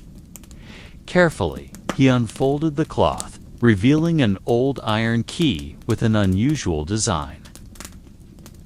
The key had no teeth like ordinary keys, but instead formed a spiral pattern that twisted until its tip blunted. Lucien had never seen such a key before, yet as he touched it, the chalice beside the ink bottle emitted a clearer whisper than ever before, as if these objects recognized one another. He held the key in his hand for a moment, and within the silence, he realized that this key was never crafted to unlock a physical door.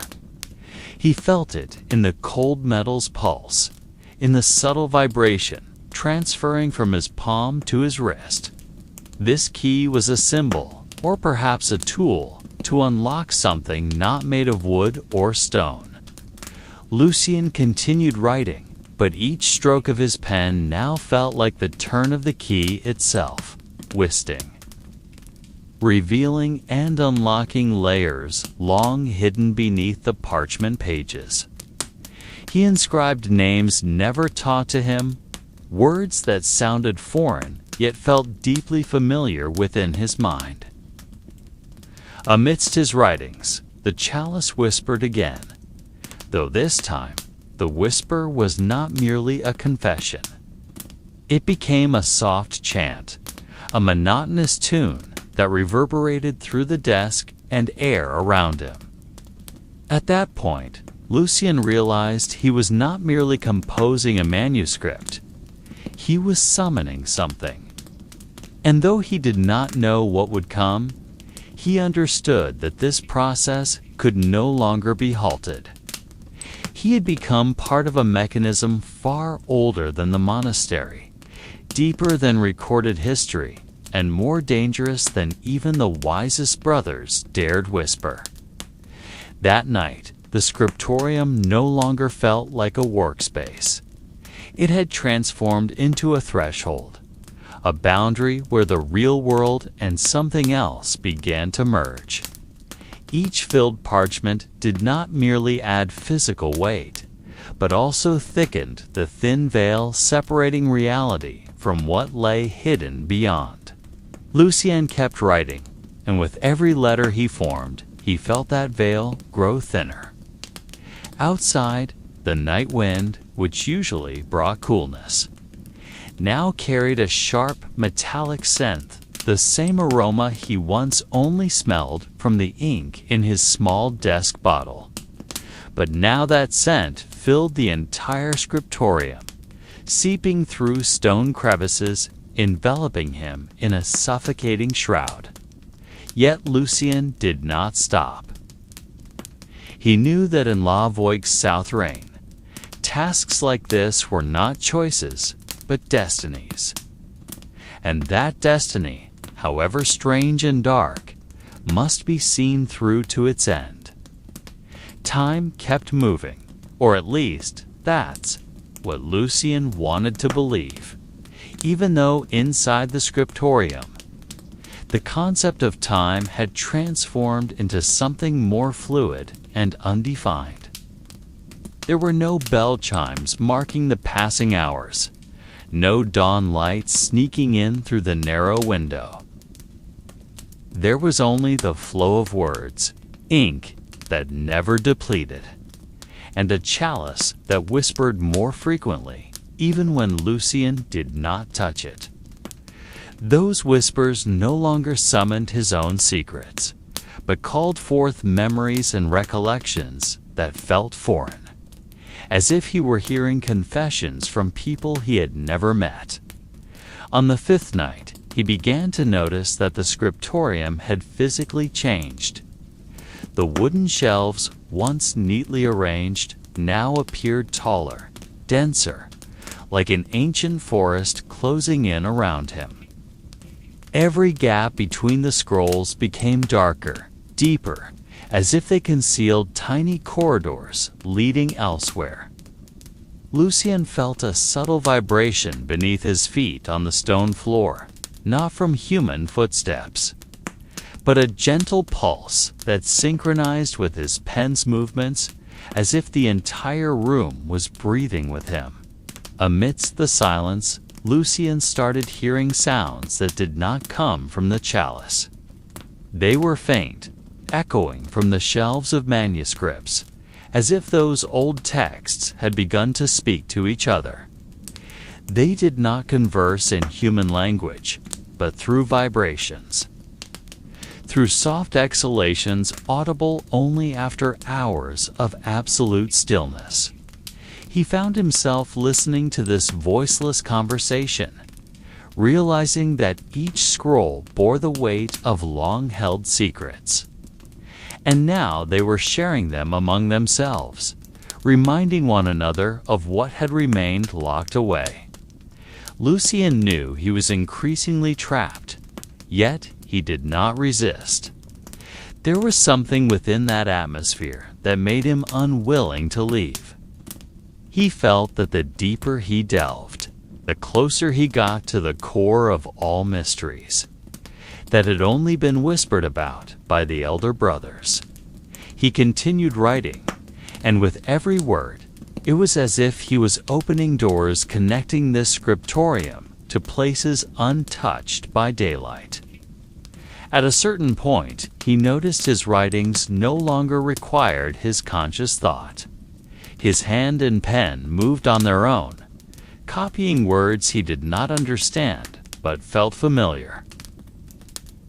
He had become merely a conduit, a tool used by something older, wiser, and darker.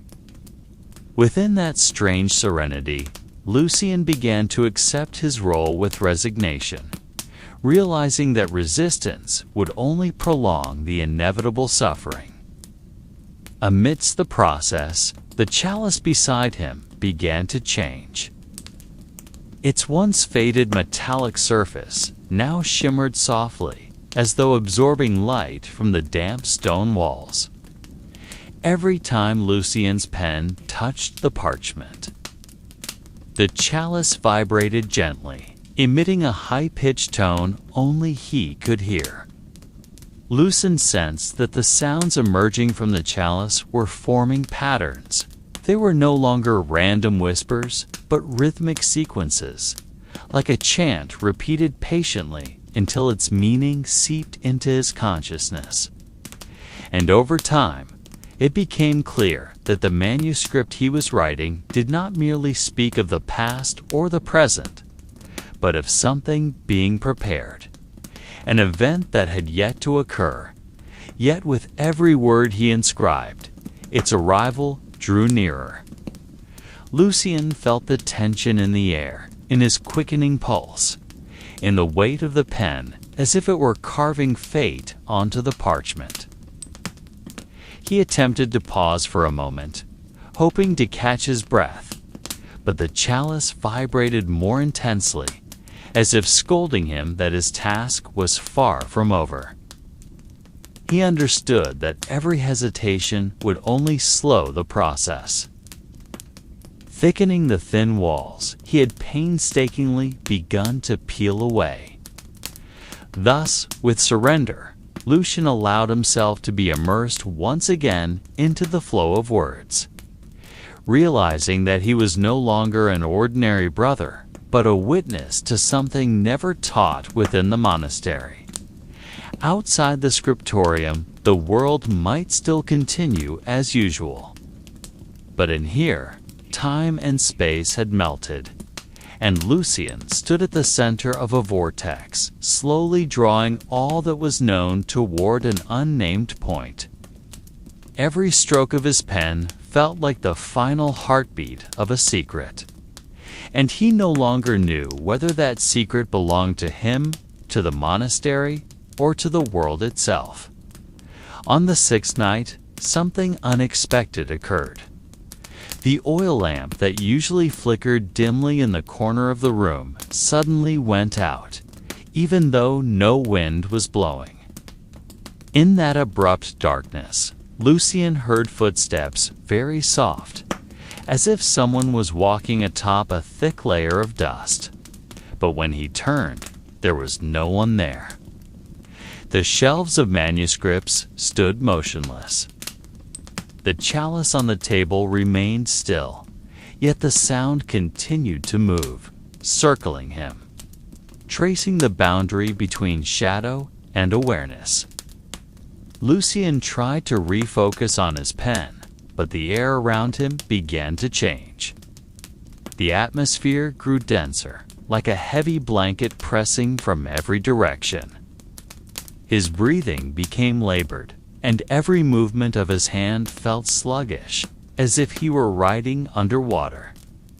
The chalice beside him began emitting a low hum, no longer a whisper, a tea, but a monotonous vibration that seeped through the desk into his bones.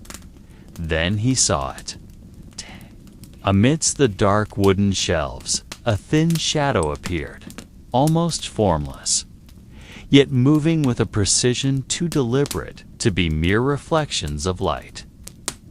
The figure had no face, no discernible limbs, but Lucien could feel its gaze, a piercing attention not through eyes, but directly invading his mind. He realized this entity did not belong to the same world as him. It was neither spirit, nor angel, nor demon as defined by the Church. It was something that had been waiting, trapped within the words locked away in these ancient manuscripts.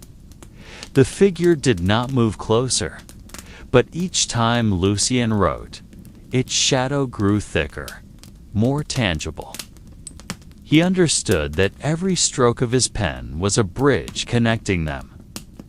And the longer the text he wrote, the stronger that bond became.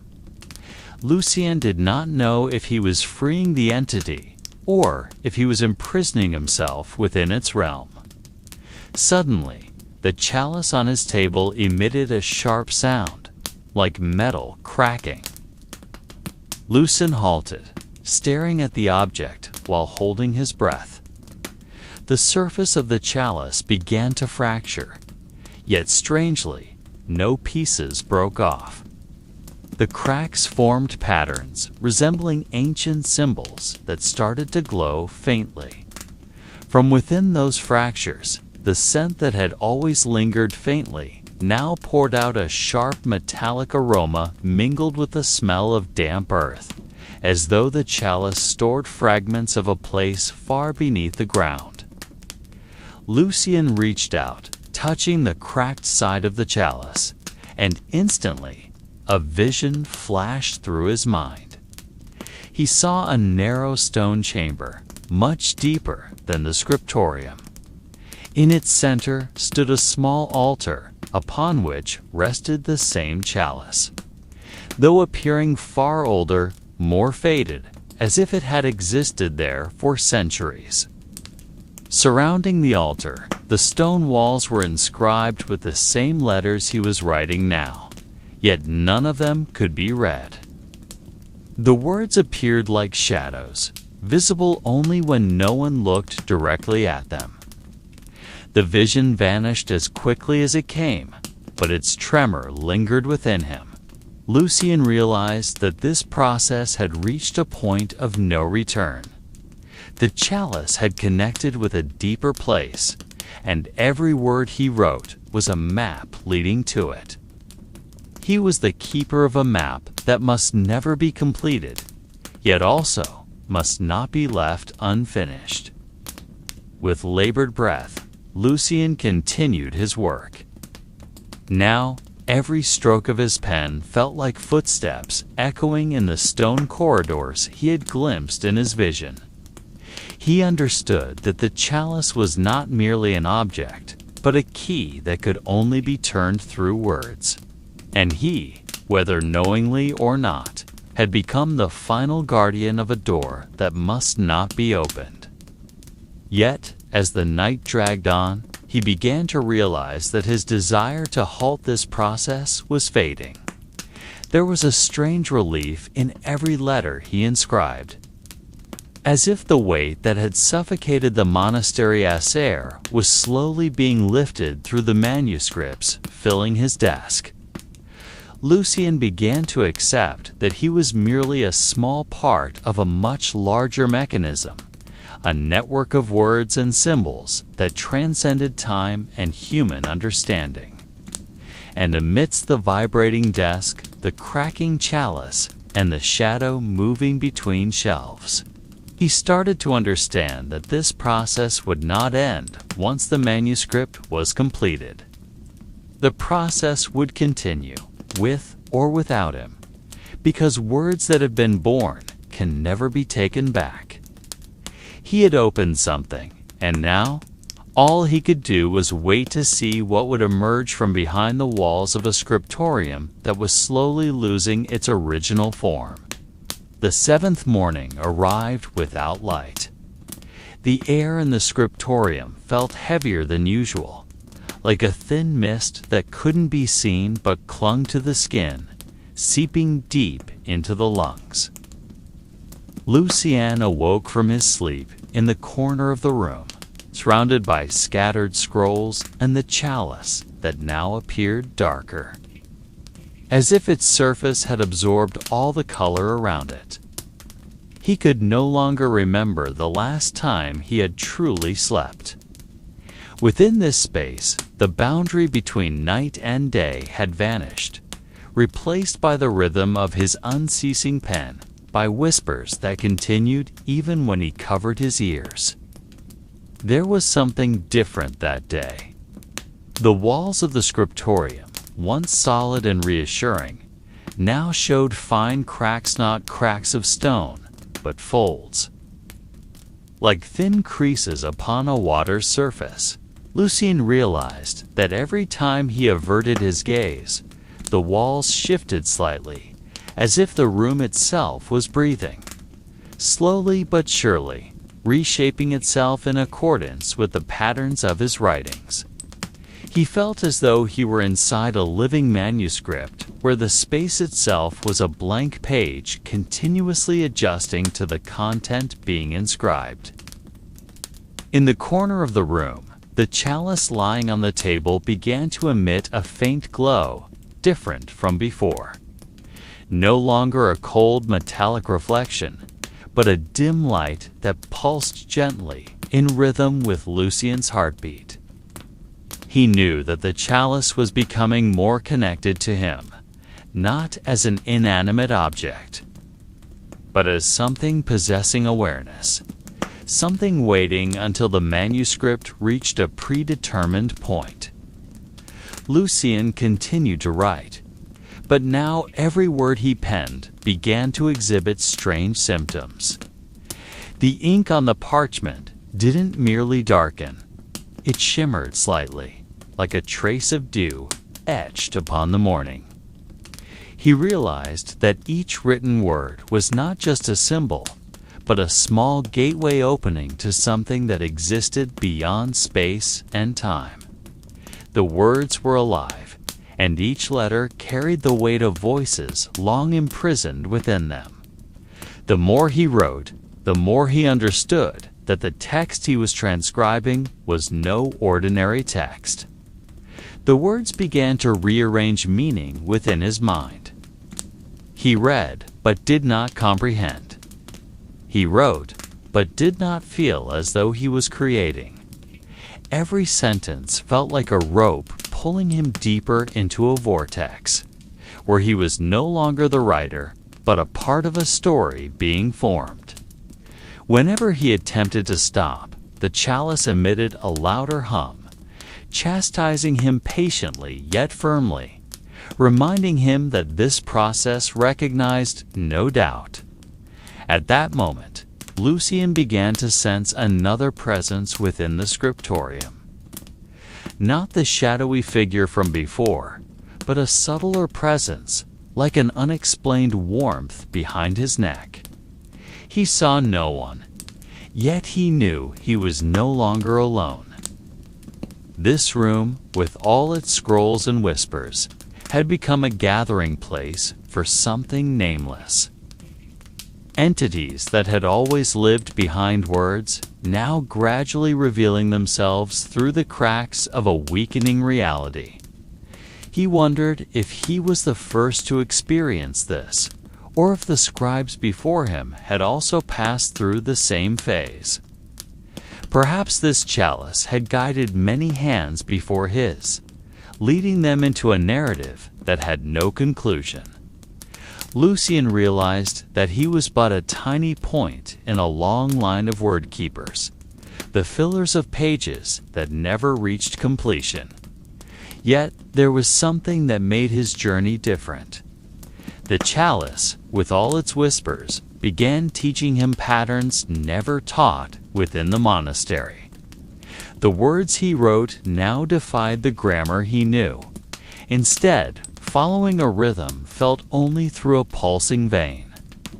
Lucian began to realize that this text wasn't meant to be read, but to be lived. He wasn't crafting a manuscript. He was shaping something that slowly crawled out from every letter inscribed. And amidst this awareness, he noticed the scriptorium growing increasingly silent. Not the usual silence, but a dense quiet, like layers of air restraining every sound from escaping. Only the hum of the chalice and the scratch of his pen remained. Yet these two sounds echoed, as if reverberating within a space far vaster than the enclosing walls. He felt as though he were writing in the center of an endless void, where every word he inscribed would drift endlessly, never touching the ground.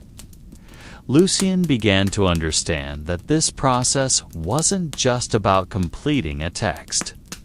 It was a nameless ritual, a process through which he was slowly being erased from the physical world, replaced by an arrangement of words more eternal.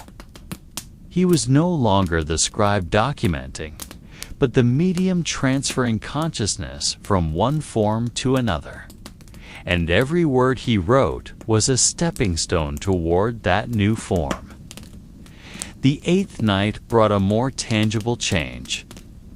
Lucian, who had been immersed in his ceaseless writing routine, began to notice that the scriptorium, the world that had been his entire existence, was gradually losing its original shape. The wooden shelves that once stood firm now appeared like thin silhouettes, swaying gently with his every movement.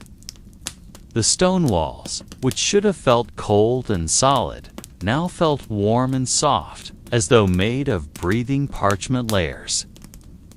Everything around him, the desk, the ink, the stone floor was beginning to blur the line between real and unreal. Yet, amidst all these changes, the chalice remained the focal point of everything. It no longer merely whispered. It now began to speak in a rhythm synchronized with his pen. Every word he inscribed on the parchment was echoed by a faint murmur from the chalice, as if it were correcting or repeating the words he wrote. Lucian felt that he was no longer writing alone, but transcribing a dialogue between himself and something older than language itself. That night, a new phenomenon appeared. The light within the scriptorium, which had always come from oil lamps, was now replaced by a soft glow emanating directly from the letters he inscribed. Every sentence completed began to radiate a golden hue, not blinding, but strong enough to illuminate the entire room. Lucian observed that this light did not disperse randomly. Instead, it formed geometric patterns that floated in the air, slowly rotating around the chalice at the center of the table. This phenomenon did not frighten Lucian. On the contrary, he felt that this event was a natural part of the process he was undergoing. He began to accept that this manuscript was not merely a task from the monastery, but an ancient ritual that had existed long before him and would continue long after. Every stroke of the pen was part of a larger sequence of movements, symbolic dance that gradually formed a bridge between this space and another place, unreachable by human steps. However, the longer he wrote, the more he realized there were consequences to his involvement in this process. His body began showing signs of an unusual fatigue. Not mere physical exhaustion, but a weariness that felt as though he was being eroded little by little. His writing hand began to lose sensation. His eyes struggled to distinguish between ink and blood, and his mind became trapped in an endless loop of words. Lucian understood that he was slowly becoming part of the text he was transcribing. Amidst this fading consciousness, the chalice in front of him continued to vibrate with a constant rhythm. Lucian felt that this vibration no longer originated from the chalice's surface, but had traveled into his veins.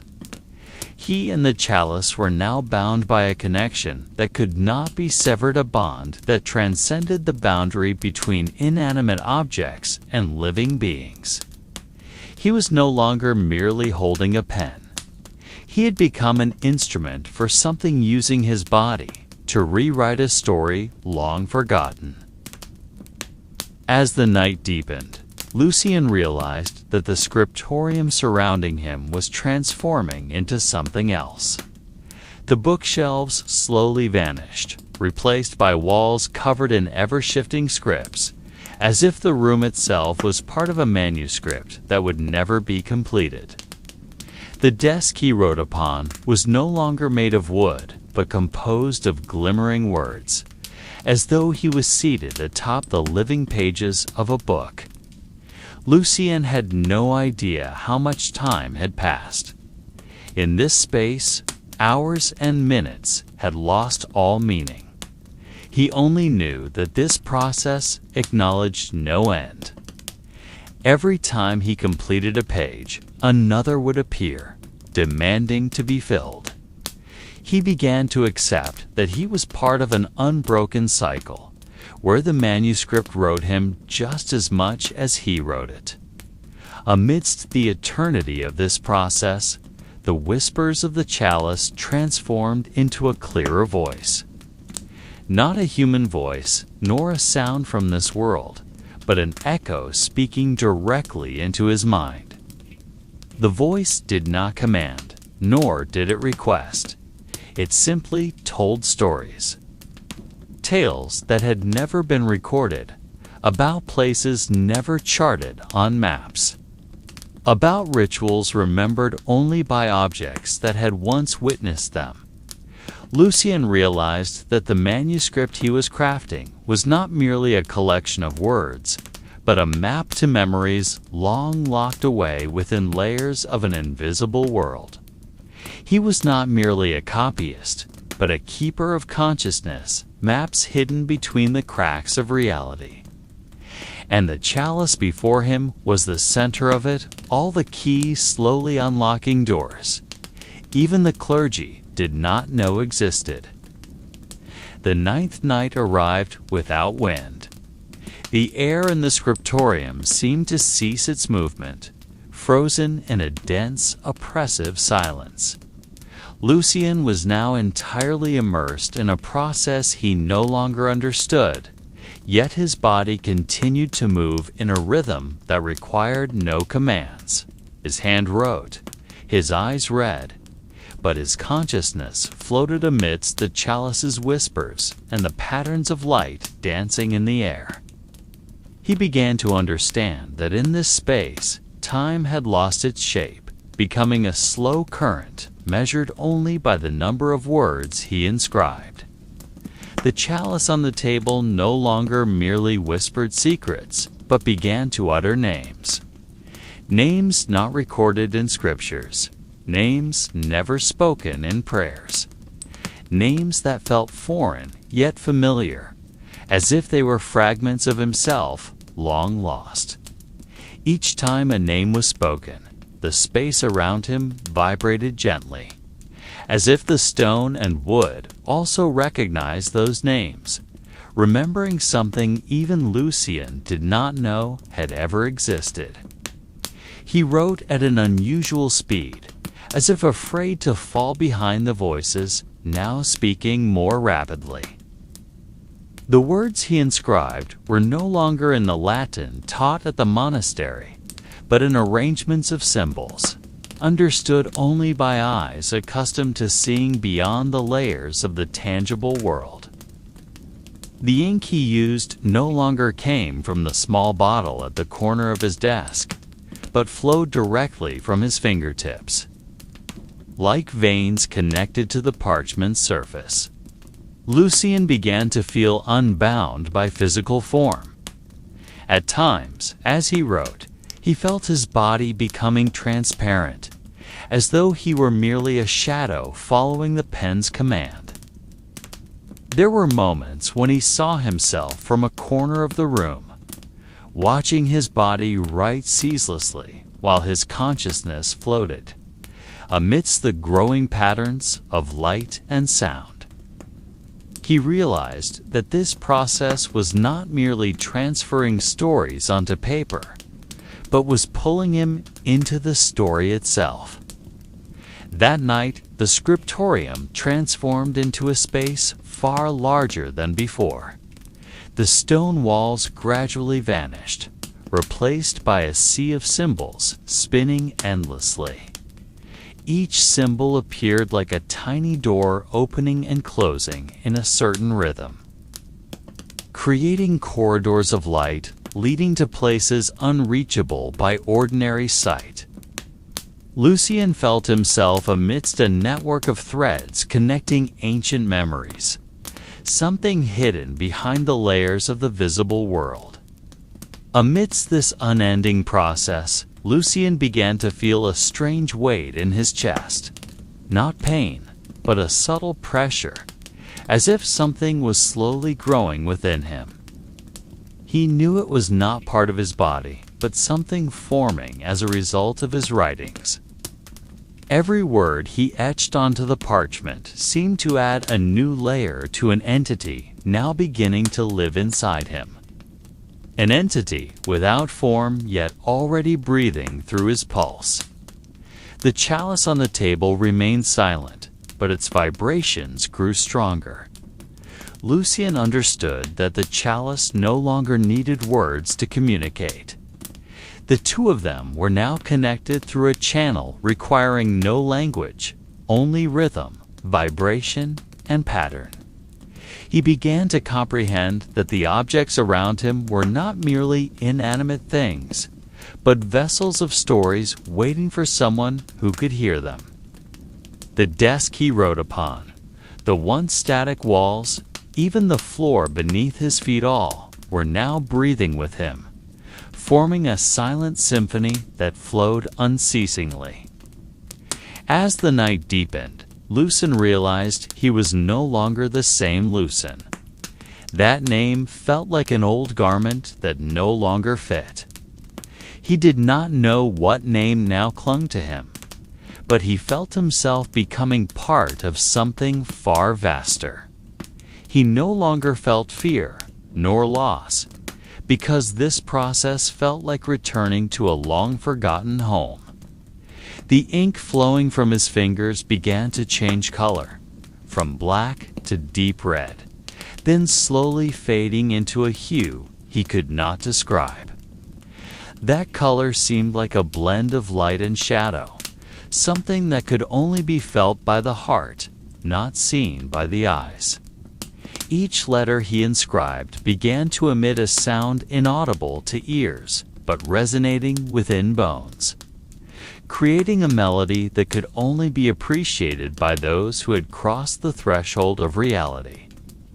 Lucien began to understand that this act of writing was not an assignment given by the monastery, nor a task with a clear beginning and end. It was a journey without destination, a cycle where writer and writing became one, continuously creating and consuming each other. He did not know whether he would complete this manuscript or whether the manuscript would complete him. But within this space, such questions no longer mattered.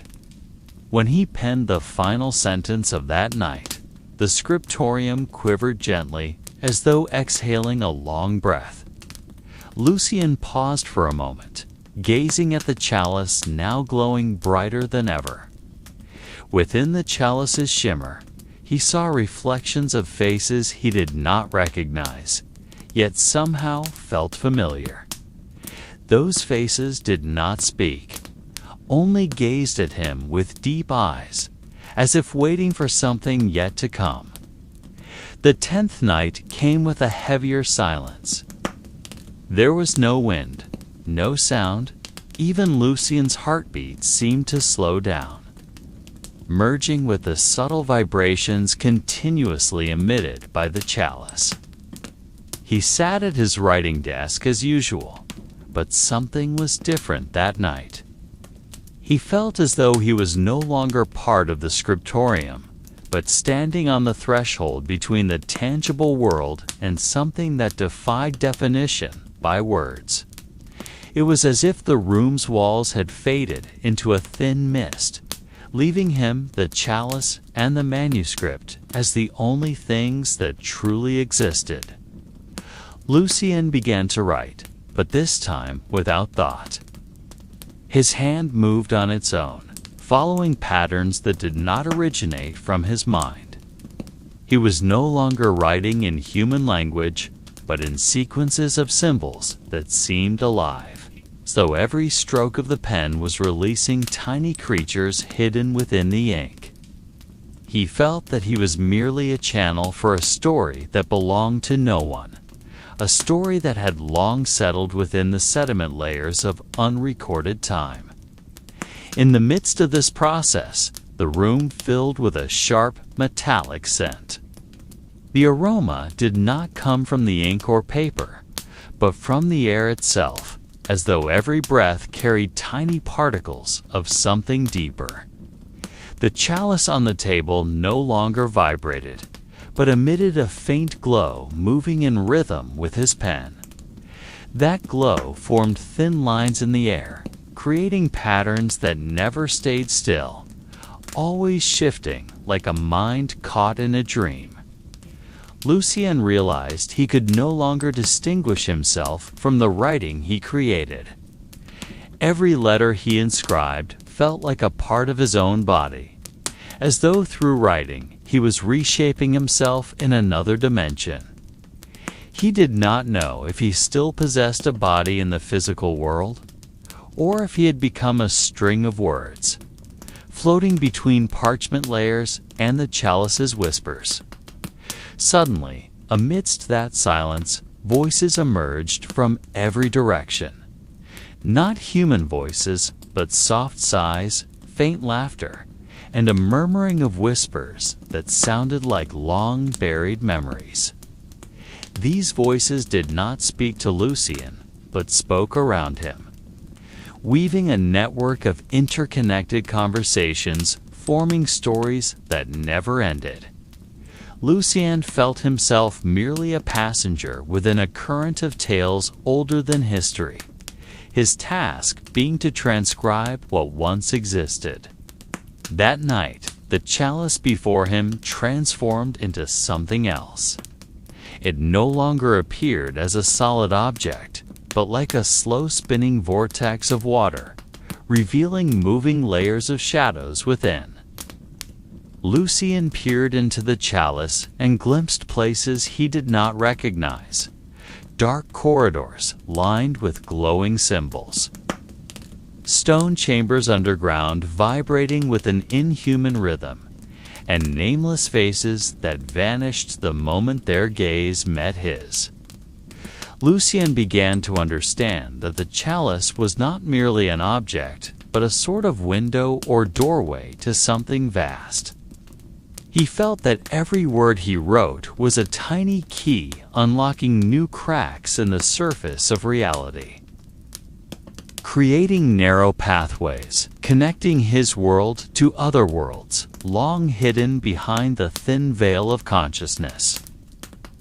He did not know whether this process was leading him toward enlightenment or into a deeper abyss, but within this space, such choices no longer mattered. The ink flowing from his fingertips now felt warm, as if his own blood had mingled with the story he was writing. He felt its pulse at the tip of the pen within the parchment, even in the air surrounding him. Everything felt alive, but in a way that was foreign and unsettling. Every letter he inscribed seemed to move gently, expanding and contracting like living beings breathing. Lucien did not know how long he had been writing. Time had become a wholly irrelevant concept. He only knew that every word he etched drew him deeper into something he could not explain. Amidst this, he began to sense another presence in the room. Not a creature nor a human, but a kind of awareness flowing among the symbols he wrote, observing his every movement, judging each word, yet without any sense of condemnation. He began to realize he was not writing alone. Every sentence he crafted was the result of a delicate collaboration between himself and something older, deeper, and infinitely patient. He felt that he was merely the temporary face of a process that had endured for centuries. Small point amidst an unbroken network of narratives. As that night reached its peak, Lucien paused his writing. He looked around and realized that the scriptorium had transformed into something without boundaries. There were no walls, no floor, only an expanse of symbols and light in constant motion, flowing aimlessly. At the heart of that sea, the chalice remained in place, becoming the axis of all movement, as if it were the hub of a vast wheel continuously spinning. Lucien closed his eyes, allowing himself to drift within that current. He knew the process was far from over, yet he no longer felt tired. Within that pulsing silence, he found a strange kind of peace born not from understanding, but from accepting that not all mysteries are meant to be solved, and not all stories are meant to have an ending. The 11th night welcomed Lucien with a different atmosphere. The air felt heavier, as if enveloped by an invisible layer blocking sound and light from the outside world. He stepped into the scriptorium without a sound, as though the floor beneath his feet had transformed into a soft surface that absorbed every step. The chalice remained in its place, but tonight it emitted a dimmer aura, like a candle nearing its end, yet still holding on. There were no whispering greetings, only a dense silence filling the room. Lucian knew tonight would be different. The ink on his fingers felt colder, as if holding back something not yet ready to be released. When he sat and began to write, the flow of words no longer came easily. There was a pause between each stroke of the pen, a pause filled with the sensation of digging through hard soil, trying to unearth something buried too deep. He wrote slowly, letter by letter, feeling each stroke as if he were carving into stone. That night, the chalice did not whisper secrets or names. Instead, it presented memories. Not Lucian's personal memories, but fragments of events that seemed to belong to no one. He saw glimpses of wars unrecorded in history, silent rituals in caves never discovered, and faint conversations in dark rooms without doors or windows. Each glimpse appeared only briefly, enough to suggest a larger story behind them, yet never enough to be fully understood. Lucian began to realize that the manuscript he was writing was not just a story, but a map.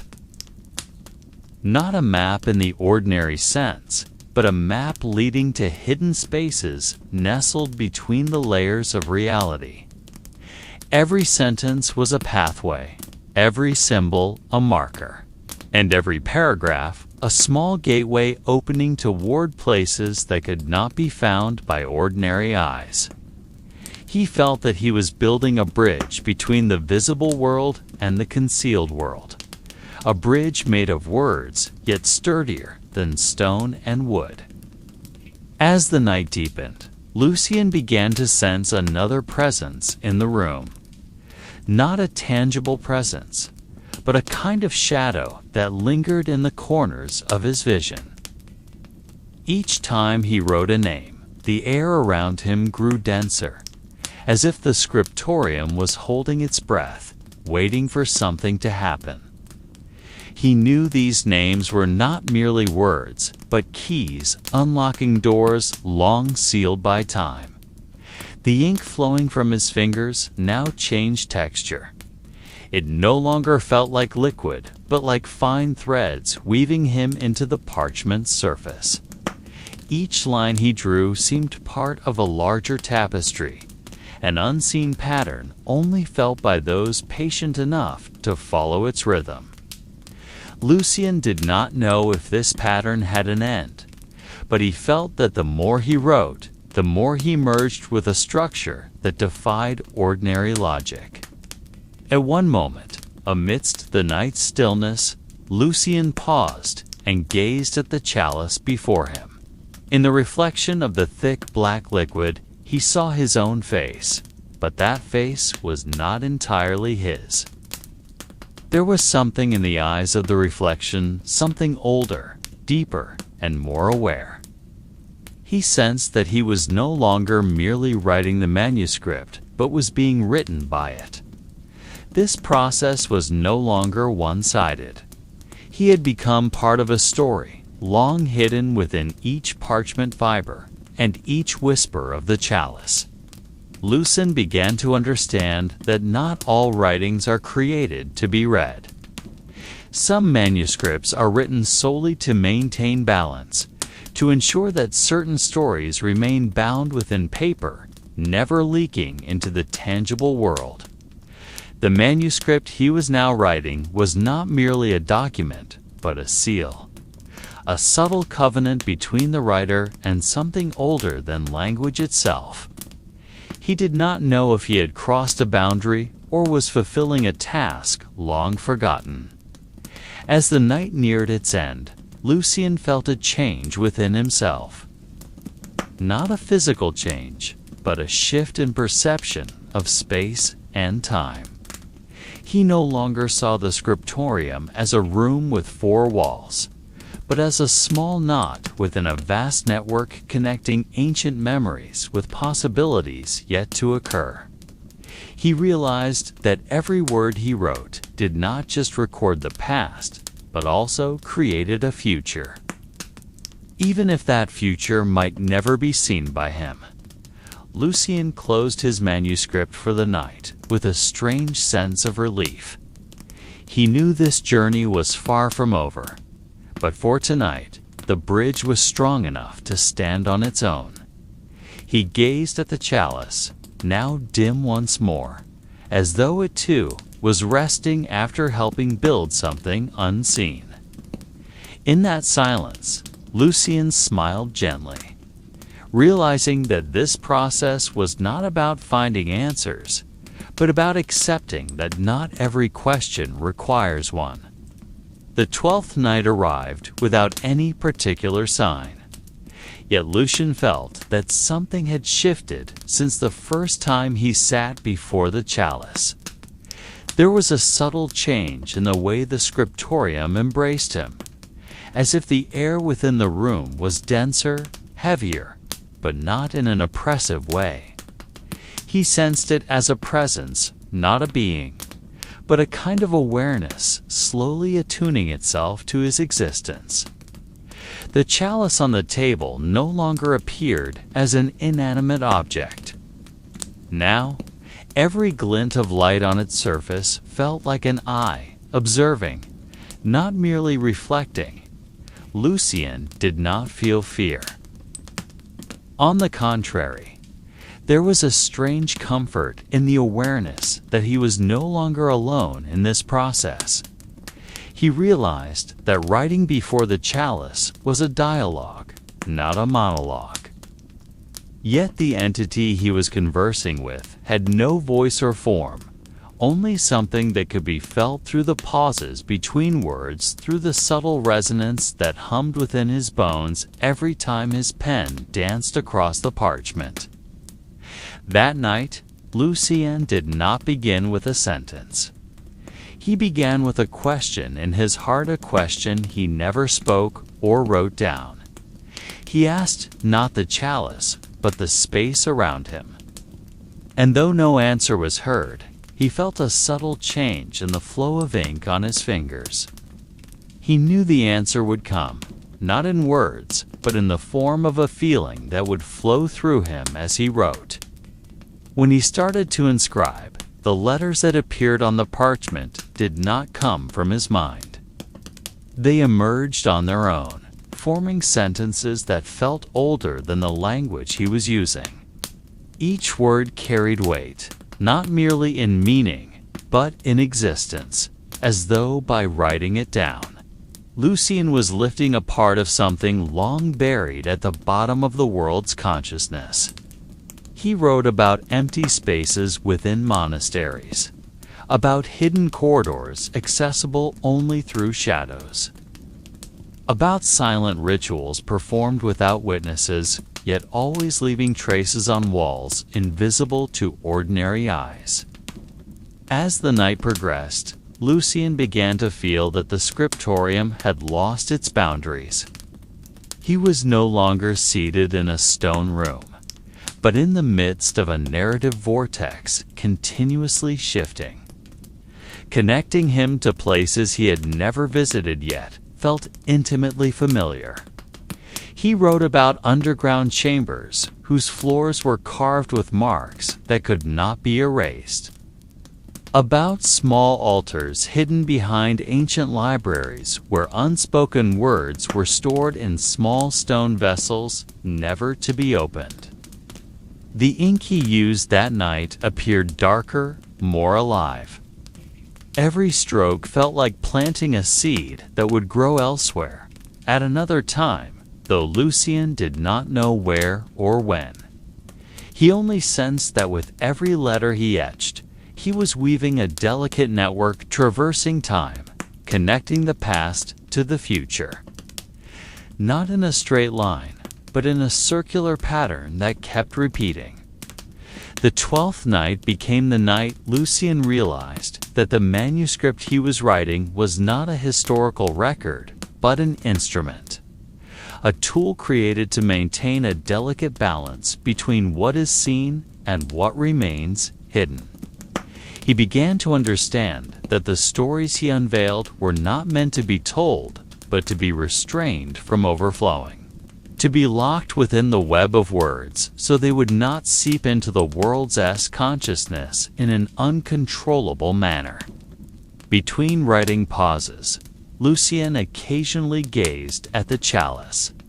He began to see that the surface of the thick black liquid was not merely a reflection, but a thin layer separating him from something deeper. Within that reflection, he saw shadows moving slowly, not creatures, but shapes that appeared like unborn ideas, stories yet to find their voice. He felt that his task was to assist in their birth, but cautiously, ensuring they did not emerge in a way that would disrupt the balance. Lucien began to realize that writing was no longer about creating something new, but about keeping something elegantly hidden. He wrote with a heightened sense of responsibility, understanding that every sentence he formed was like weaving a thin veil over an abyss that must not be opened. He did not know who first established this covenant, but he knew he was now part of a long chain of narrative keepers, a role that required neither name nor recognition. As that night neared its end, Lucien felt that the manuscript he wrote that night would never be read by anyone. Not because no one wanted to read it, but because the manuscript itself would choose to remain silent.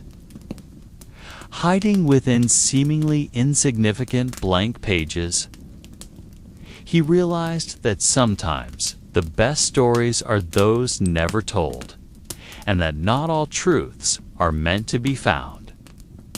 Lucien closed the final parchment with a profound sense of quiet. He looked at the chalice, now appearing calmer, as though it had accepted that tonight the stories within it would slumber a little longer.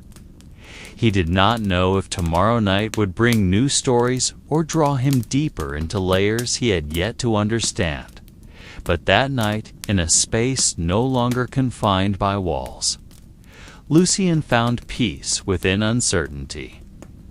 The 13th night arrived with an air so silent that Lucien could hear the ticking of a clock from another room, though he knew there was no clock in the monastery. The silence of that night was not merely an absence of sound, but a living silence, like a long breath held by the ancient walls. Lucien stepped into the scriptorium with slow steps, sensing that every corner of the room was observing him in a different manner that night. The chalice remained in its place, faithfully waiting, but tonight its surface did not reflect Lucien's image. Instead, it appeared as a pool of deep darkness, refusing to display anything on its surface. Lucien realized that tonight was not a night for questions. It's not a night to force the chalice to speak. He sat quietly, placing his hands on the table without touching parchment or pen. He simply sat there, listening to the empty space, and waited. This process was not about writing a story, but about listening to a story that did not wish to be told. A story that would only emerge if it was not sought. After a while, something strange began to happen. Not a sound, not a movement, but a sensation. The room began to feel as though it was expanding, its walls shifting outward, creating a wider space that had never been there before. Lucien closed his eyes, and in that darkness, he felt the presence of narrow corridors stretching from the scriptorium into unknown directions. He did not move from his seat, yet his awareness seemed to walk along those corridors, touching cold walls etched with faint carvings he had never seen before. Those corridors were not entirely real, yet not entirely imaginary. They existed somewhere between reality and memory, where the boundary between what is seen and what is hidden becomes fluid and shifting. In that journey, Lucien began to sense that the chalice before him was not merely an object, but a small gateway connecting him to a network of secret spaces, woven beneath the surface of the world. He realized that each time he wrote, he was not just creating sentences, but opening new corridors, adding paths to a network invisible to ordinary eyes. When he opened his eyes, the scriptorium appeared as it had before. Yet Lucien knew that behind those walls, the corridors still existed, waiting to be rediscovered. He picked up his pen and began to write. But tonight, his writings no longer formed narratives.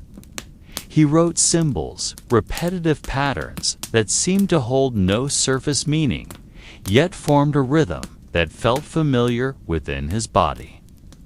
Each symbol was a small door, each pattern a map pointing toward the corridors he had just sensed. That night, Lucien realized that writing with the chalice was not merely about uncovering hidden stories, but about rebuilding the map of a world long forgotten. He felt as though he was reweaving the threads of severed narratives, connecting them in ways no book had ever taught. This process required no logical understanding.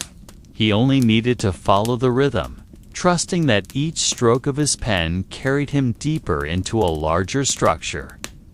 The ink that flowed that night appeared denser, heavier.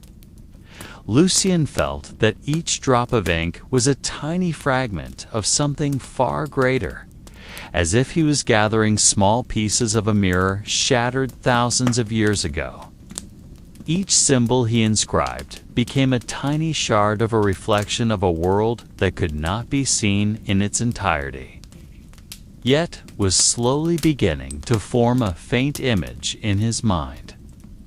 As the night wore on, Lucien began to notice that the chalice responded in subtler ways, not with whispers or reflections, but with small vibrations that rippled through the table each time he completed a pattern. Those vibrations were not merely physical. He felt them in his bones, in the way his mind began to resonate with a rhythm he had never been aware of before. He knew he was approaching something, though he was not certain what it was he was nearing. The 13th night became the night Lucien felt that writing was no longer about words, but about frequency. He began to understand that beneath every story, there were layers of subtle vibrations maintaining the balance of the world. Words were merely vehicles, while frequency was the true essence. With each symbol he wrote, Lucien felt he was attuning himself to a deeper rhythm.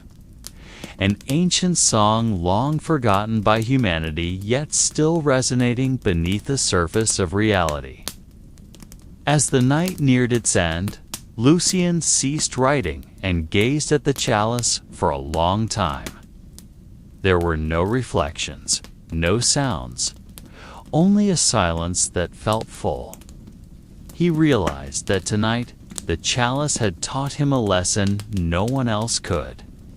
That listening is part of writing, and that some stories will only reveal themselves when we stop seeking them. He closed his manuscript carefully, feeling that tonight those corridors had opened slightly wider, and that this journey had just entered a deeper layer. The 14th night arrived with a different kind of silence. This time, Lucien felt as though the entire monastery was holding its breath, not in tension, but in a hope so subtle it was barely felt. The air in the scriptorium that night was not as dense as usual, as if its walls had retreated further, making room for something unseen. He touched the chalice with his fingertip, and for the first time, it felt warm not in temperature, but as if a faint pulse of life was beating within, like a soft heartbeat. Lucien did not rush to pick up his pen. He understood that tonight was not a night for hurried writing. This was a night for observation. He regulated his breathing slowly, allowing himself to sink into the rhythm of the space he had come to know, yet now felt different. He realized that the 14th night was not about finding stories, but about listening to the deepest layers of the narrative that had been swirling around the chalice for centuries. When he finally touched the pen, the first strokes did not form words. He drew circular lines, small spirals expanding across the parchment. Each circle felt like an echo of something ancient, a pattern that had repeated endlessly throughout history, yet always shifting form on the surface. Lucien did not fully understand what he was drawing, but he felt that his hand was tracing a rhythm older than language, older than writing. That night, Lucien did not write stories about the monastery or its hidden secrets. He wrote about movement, about how the current of stories flowed like a whirlpool that never ceased, how words were merely tiny fragments drifting along that current, unaware they were part of something far greater. He wrote with the awareness that tonight he was not a creator but a conduit. He was merely a bridge, connecting the unseen flow of narrative to a world trying to grasp it. As the spirals on the parchment grew larger, Lucien began to notice the chalice in front of him, vibrating gently, not from touch, but from the resonance created between the patterns on the paper and something hidden within the chalice. This vibration was not sound, not movement, but a sensation that spread through the air, seeping into his skin, flowing into his bones, until he felt that he and the chalice were two sides of the same current. Lucien realized that tonight he was activating something that had long been asleep. Not a creature nor a mystical force as told in legends, but a form of collective memory locked within ancient patterns, waiting to be touched in just the right way. He understood that the chalice did not speak through words, but through rhythm, through patterns comprehensible only to those willing to listen without expectation. The spirals he drew began to branch out, fine lines spreading in all directions, forming an increasingly complex network. Each branch felt like a small path leading to untold stories, long existing at the base of the world's consciousness. Lucien did not try to control the direction of these lines. He allowed his hand to follow the flow, letting himself become part of the map taking shape without forcing an understanding of what was happening. As the night deepened, Lucien began to feel that the scriptorium no longer had confining walls. He felt himself sitting in the midst of an open space where the patterns he drew did not stop at the paper but continued to flow, forming delicate networks connecting to places he could not see. He sensed that he was sitting at the center of that network, the pulse point of a pattern that continued to throb, as though the entire monastery, the chalice, and even himself were components of an ancient mechanism still in motion, unseen by human eyes. Lucian realized that tonight he was not writing to be read. He was writing to maintain balance. Each line he drew was part of a delicate equilibrium between the real world and the layers of narrative flowing beneath it. He understood that stories were not just about the past, but about keeping the present stable. Ensuring the current of stories did not overflow and disrupt the order preserved for centuries. As the 14th night drew to a close, Lucian stopped writing.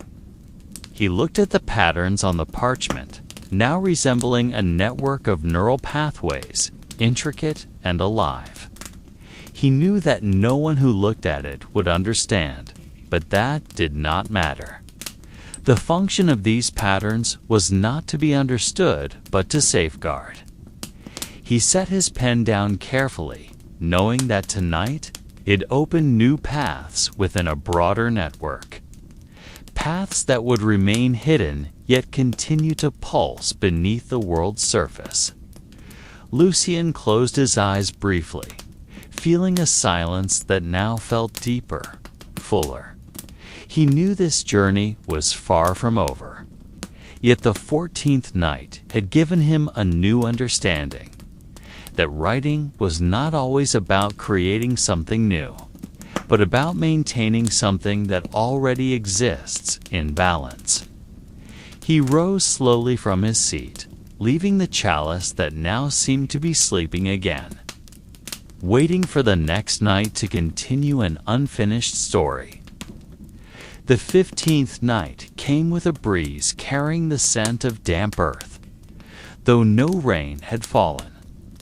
Lucian walked down the silent corridors of the monastery, feeling his steps growing lighter, as if the stone floor beneath his feet had begun to lose its weight. When he entered the scriptorium, the atmosphere inside no longer felt like an enclosed space, but rather a hollow between two layers of the world where the boundary between reality and shadow grew thinner. The chalice remained in its place, yet tonight its color appeared darker, as if the darkness emanated from within rather than from the dim lighting around it. Lucian sat quietly, allowing himself to be immersed in the silence that had become familiar. He did not bring his pen tonight. He sensed that the 15th night was not a night for writing, but a night to listen in a different way. He closed his eyes, letting his mind wander aimlessly, until he began to feel the presence of stories that had no words. Stories not told through voice, but through subtle vibrations, only felt when one truly becomes still. In that stillness, Lucian began to feel a soft pulse creeping through the floor, rising into his legs, spreading throughout his body. The vibration was not something new, but something long hidden by the noise of thoughts. He began to realize that the chalice before him was not merely a vessel of secrets, but a nexus of an invisible network connecting stories from different times and places. Every vibration he felt was a fragment of a tale waiting to be touched. Tonight, Lucian did not try to understand those stories. He simply allowed himself to become part of a greater flow, as if he were but a single drop in an endlessly flowing river. He sensed how the chalice was not just an inanimate object, but a component of a much wider mechanism. A narrative structure enveloping the world in hidden patterns. Every story ever told, every secret ever whispered, was connected through delicate pathways flowing beneath human consciousness. Lucian began to understand that his role was not as a writer, but as a guardian. He was not a creator of stories, but a keeper of the balance within the flow of stories itself. The chalice was not a source of knowledge, but a gatekeeper. ensuring that dark tales did not overflow and disrupt the fragile balance between what is real and what is hidden. He realized that for centuries, this monastery was not just a repository for manuscripts, but the last bastion safeguarding the narrative corridors from collapsing. As the night deepened, Lucian started to feel the vibrations flowing through him, forming a pattern. This pattern was invisible, yet it became clear in how his body responded to each pulse. He began to realize that these patterns were a form of language, though not a language that could be written or spoken. It was a language of rhythm, where every vibration was a syllable, and every pattern a sentence understood only by those patient enough to listen. In that state, Lucian began to sense another presence within the scriptorium. Not a figure, not a shadow, but a presence that felt like an additional layer atop his own consciousness. He understood that he was sharing space with the narrative itself, an entity without form but possessing intent. This entity did not speak, did not command, but flowed with him, guiding without force, showing the way through the subtle rhythms that continued to vibrate around them. Lucian began to feel that he was no longer an individual separated from the story, but part of a much larger network.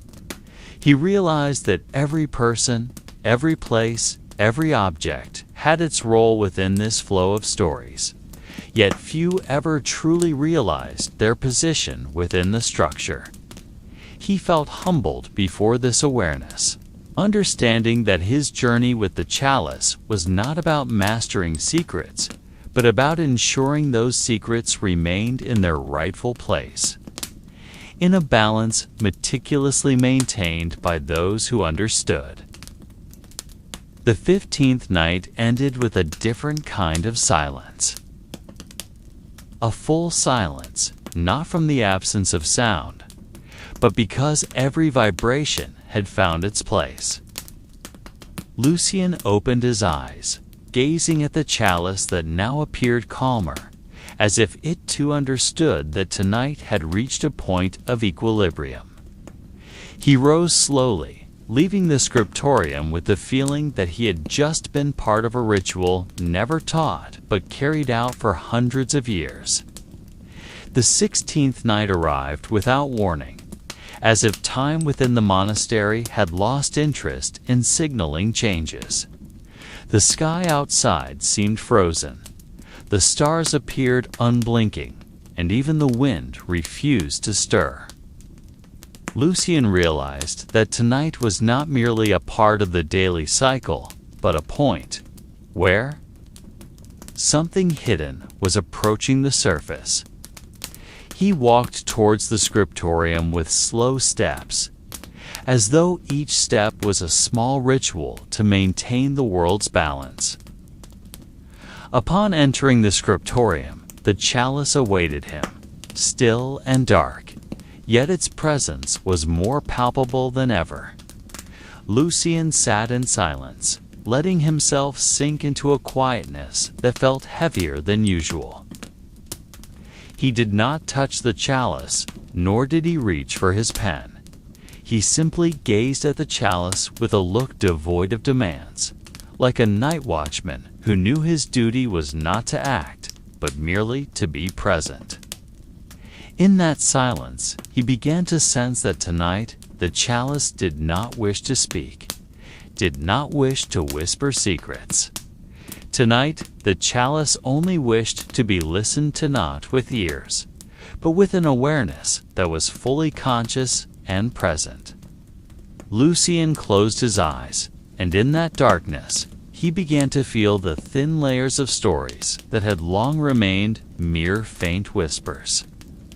These layers now felt more tangible, like mist thickening, forming shadows that were faint yet undeniable. He did not try to grasp these stories, nor did he attempt to interpret or articulate them. He allowed the stories to flow through him, as though he were merely a small stream traversed by a much larger current. Amidst that flow, Lucian began to feel something different. Not a sound, not a vibration, but a sensation, as if he were being observed, not by eyes, but by an awareness older, deeper. He sensed that he was no longer the center of this experience, but a small part of a vast network that was mutually observing, mutually recognizing, without words, without identity. He understood that tonight, the chalice was not revealing secrets, but was showing him what it felt like to be part of a secret that was never spoken. Slowly, Lucian opened his eyes.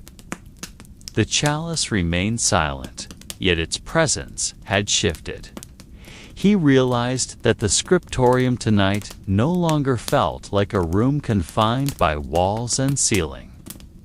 He felt as though he were sitting in the middle of an endless space where the boundaries between himself and the world around him gradually dissolved. There was no sound, no moving light, only a presence that seeped into each breath. The 16th night was not a night of revelation, but a night of understanding.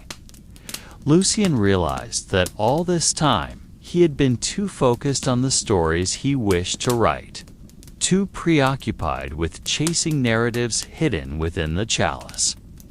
He had forgotten that there are stories not meant to be written, or read stories that could only be felt silently, in a state of complete awareness. Tonight, he learned that listening was not merely about waiting for words to emerge, but about allowing oneself to become empty, so that the story could find its own path. He sat for hours in that silence, feeling how his very presence became part of the night's rhythm, part of the subtle patterns connecting him with the chalice, with the monastery, with the swirling stories beyond the reach of language. He felt that he was no longer a writer, but an empty space through which stories could pass unimpeded. The 16th night taught him that keeping secrets was not about hiding something, but about creating a space where those secrets could exist without needing to be revealed. As dawn began to creep in slowly, Lucian stood up. He did not feel tired, though his body had remained motionless for hours. He knew that tonight, no manuscript would be added to the monastery's shelves. No news story would be read aloud. Yet he also knew that something had shifted within him tonight, something that did not require words to remain alive. He walked out of the scriptorium with a light step, carrying the silence of the 16th night with him, aware that not every story needs to be told in order to continue existing. On the 17th night, Lucian realized that the once faint sounds began to form clearer patterns. Not sounds in the form of words, but streams of low tones reverberating like echoes in a deep underground chamber. The chalice before him appeared unchanged, yet there was something different in the air. As though the monastery's walls had begun breathing in rhythm with the pulse of stories locked within ancient manuscripts. He sat before the chalice without bringing any writing tools, simply allowing himself to become part of an unseen current. Tonight, Lucian had not come to record, but to understand the deepest layers of a mystery that could not be explained in human language. He began to sense that each night spent with the chalice was not a series of disconnected moments, but a single, prolonged breath of an entity far greater than himself. The chalice was not merely a vessel for secrets of the past, but a nexus within a narrative network unbound by time. Every vibration, every whisper was part of a pattern that had always been hidden beneath the fabric of everyday reality. This pattern did not move forward like time, but spun in circles, creating an eternal rhythm that could not be halted. Lucian started to understand that the monastery, where he resided, was not merely a physical location, but a convergence point for many.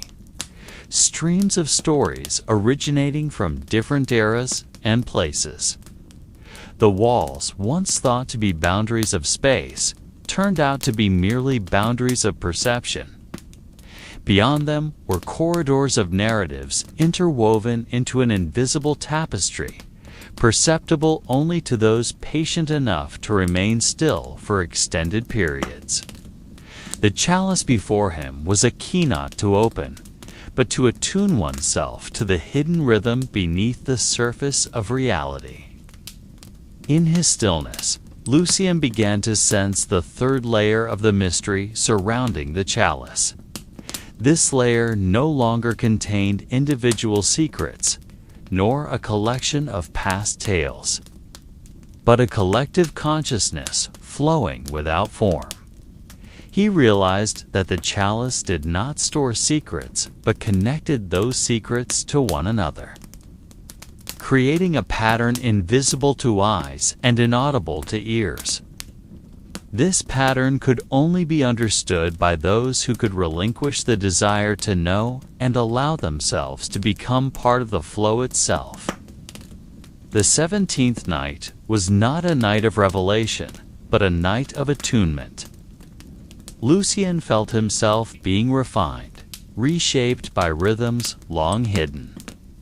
He understood that the role of a guardian was not to protect something from the outside world, but to maintain balance within oneself, to resist the temptation of mastering what should be left to flow freely. The chalice was a mirror not for the face, but for the deepest human intentions. Anyone who approached it with a desire for control would be misled by the reflection of that very desire. In an ever-deepening silence, Lucian began to feel how his presence no longer resided in the scriptorium. He felt his being expand, merging with the flow of stories surrounding him. He no longer heard separate whispers, but a continuous chant filling every corner of his consciousness. This chant had no beginning or end, yet within it lay all the stories ever told and those never spoken. He understood that tonight he was not learning a secret, but experiencing the process of becoming part of that secret itself. As the night gradually transitioned into dawn, Lucian slowly opened his eyes. Nothing had changed before him. The chalice remained still. The monastery remained silent. Yet within him, something had shifted. He felt as though he had crossed an invisible threshold, entering a realm where secrets were no longer things to be sought, but experiences to be lived. He rose from his seat, taking nothing with him but the silence that had now become a part of him. The 17th night had taught him that not every mystery is meant to be solved, for some are created to remain a mystery. The 18th night arrived with a silence denser than ever before. Lucian no longer counted nights as the passing of days, but as layers bringing him closer to something indescribable.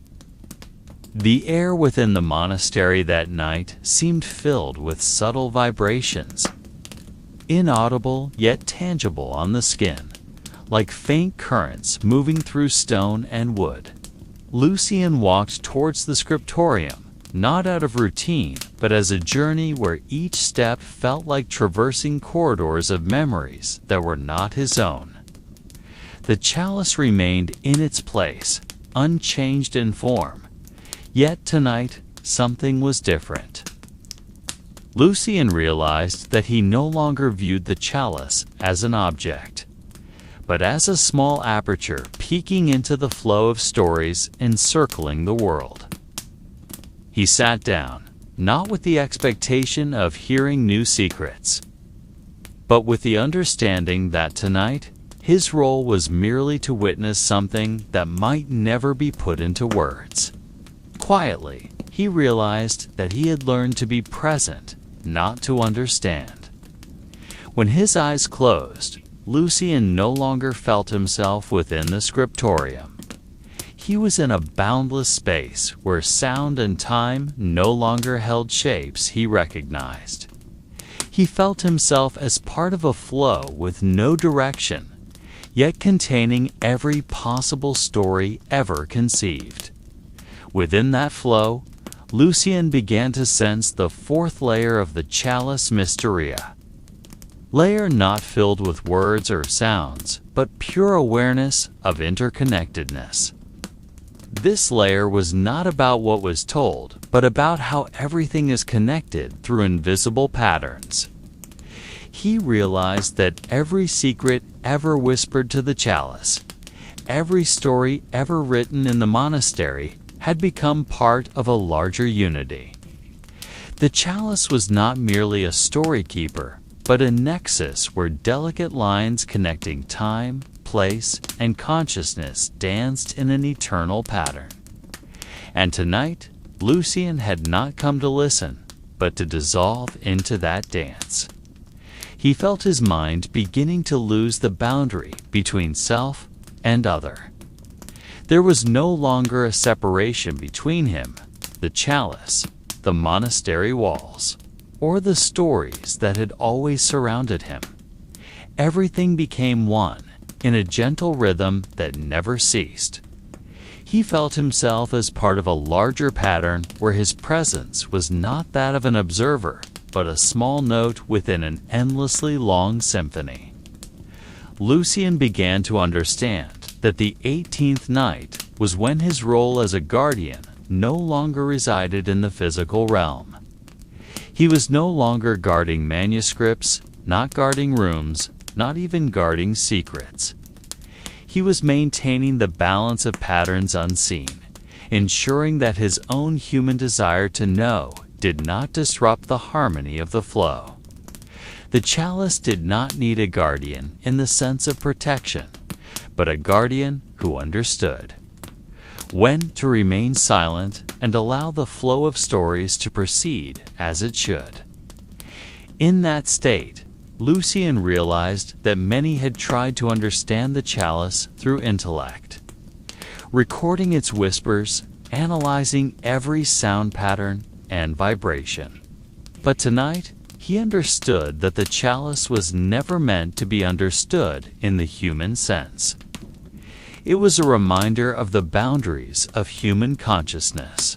It's a reminder that not everything perceivable needs to be translated into words. It was created not to be opened, not to be solved, but to be sat with in shared silence. As the night deepened, Lucian felt that time had lost its meaning. He did not know how long he had been sitting, yet he did not feel like he was waiting. There was nothing to wait for, nothing to chase. He simply existed, with the Chalice, within the flow of stories, in a silence that was full.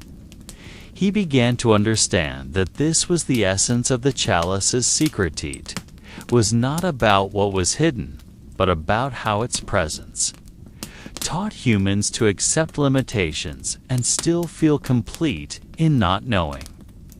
When Lucian finally opened his eyes, the monastery remained as it had always been. There was no mystical light, no sudden flood of whispering voices. Yet he felt something deeper than all previous nights. He sensed that tonight he had become part of something that required no confirmation, no proof. A presence that was sufficient in itself without needing to be explained or understood. He smiled faintly, realizing that the 18th night had revealed to him a layer of mystery that could only be touched by pure stillness. The 19th night arrived with a rhythm almost imperceptible. Lucien's footsteps traced the monastery's stone corridors like echoes of previous nights. Yet there was an invisible difference. He no longer walked towards the scriptorium to discover something, but to once again become part of something far greater than himself. The chalice now felt like a pulse emanating from the center of the room, a presence needing no form, yet filling every corner of the air with a subtle resonance that could not be measured. He sat before the chalice, aware that tonight he no longer needed to wait for whispers. For tonight, silence itself was the message awaiting him. With his eyes closed, Lucien no longer saw fragmented shadows of stories, but felt a delicate weave where every memory, every secret, interconnected without the need for words. He realized that the mystery of the chalice was not about the content of the secrets within, but about how those secrets reflected upon each other, creating patterns, invisible to the eye, but tangible to those patient enough to remain still. Tonight, Lucien began to sense that he was within the core of that pattern, not as a recorder, but as part of the resonance itself. He felt how each breath was met by a subtle wave, not originating from himself, yet not separate from him. That wave moved slowly, caressing the boundaries of his awareness, as though the world around him was synchronizing its breath with his. He began to understand that the chalice was not just a narrative nexus, but an instrument that attuned every being who approached it, erasing the line between observer and observed. Tonight, that boundary vanished entirely, and Lucien no longer felt like an individual holding control over himself. Amidst the silence, Lucien began to perceive the fifth layer of the chalice's mystery. This layer was no longer about the relationship between stories, nor about the flow of collective consciousness. This layer was about nothingness itself, a full emptiness where all possible stories and secrets no longer had form, existing only as potentials yet to manifest.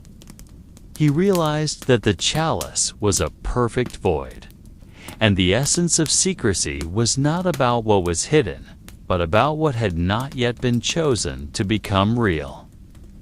The 19th night taught Lucien that being a guardian was not about understanding the content of secrets, but about ensuring that void remained untouched. The world was too often trapped in the desire to fill emptiness with answers. Yet there existed voids created to remain empty, so that anyone who approached could see their own reflection without distortion.